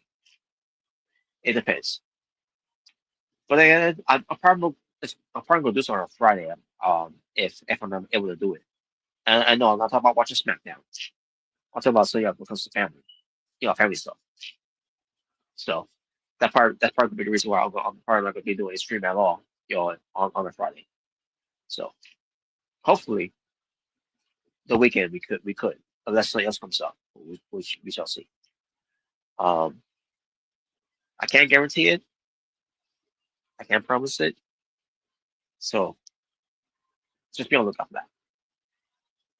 So with that being said, folks, shout out to Jordan Williams, the Drew Jaber, and Omega Red for being part of the stream with yours truly for BTA. And also shout out to Jordan Williams, who was part of the live chat. And shout out to Tokyo, who is one of my moderators. Even though he wasn't here, who's also a moderator of mine. Jungle Gamer 85, shout out to him as well. Shout out to my moderators either way for moderating this channel. And there you go. Those are the shouts I'll give to those that have positive energies. Even when it comes to troll positive energies. So just to put that out there. But folks, yeah, thanks for for that chat in the live chat because of Joe Williams and Tokyo. And shout out to anyone else that watched but didn't chat along in the live chat. But if you feel like doing so for next time, doesn't matter if it's watch alongs or BTA or wherever is that. That'll come up eventually. But yeah, feel free to do so next time. But make sure to keep these positive. Have a positive energy, positive vibe, positive mood, positive trolling, in a good way. Not a way where you're spread out negative energy with some negative trolls. At the end of the day, it's all about poking fun at friends and all, and make sure keep things a safe space for of feelings and choosing your words wisely in a way as well. But make sure to show some positive love, positive support, bring some positive peace. Again, to keep things a safe space, to keep things cool, aloof, zen to all parties and all parties around. And with that being said, folks, for Jordan Williams, the Omega Red, and the Drew Jaber, it's the natural born. Thriller say peace, honestly, so be well, stay safe, take care of yourself, earn this going world. For I am out here, talk for now. As I bid you all in adieu, before goodbye, and good night, and good night to all you to feel the bang. Folks, we'll see you all for next time. If we see each other on doing the Asylum show with Mrricanjay21, that'll be later on tonight. If we see each other, I should say, what comes to doing a TNA Impact watch along, well, they'll be on AMC for the first time. Or when it comes to maybe BTA during the weekend, unless something changes. Or when it comes to Raw on Netflix, an early start time, in the early afternoon. Or mid afternoon, I should say. Either way, we'll see each other again. Until then, take care of yourselves and each other. God bless. Peace. And to my Uncle Frankie, once again, rest in peace. I'll see you when my time comes. Until then, life goes on. I'm gonna live it until I can live it no more. And I hope to to live it with all you supporting and loving, just like I always support and love as well to all you. I love you, Frankie. I love you. I miss you. May your soul take care. And to all you folks, you all take care as well. Just know that tomorrow is not promised. So cherish every single day with loved ones of all times. You never know um when they might go.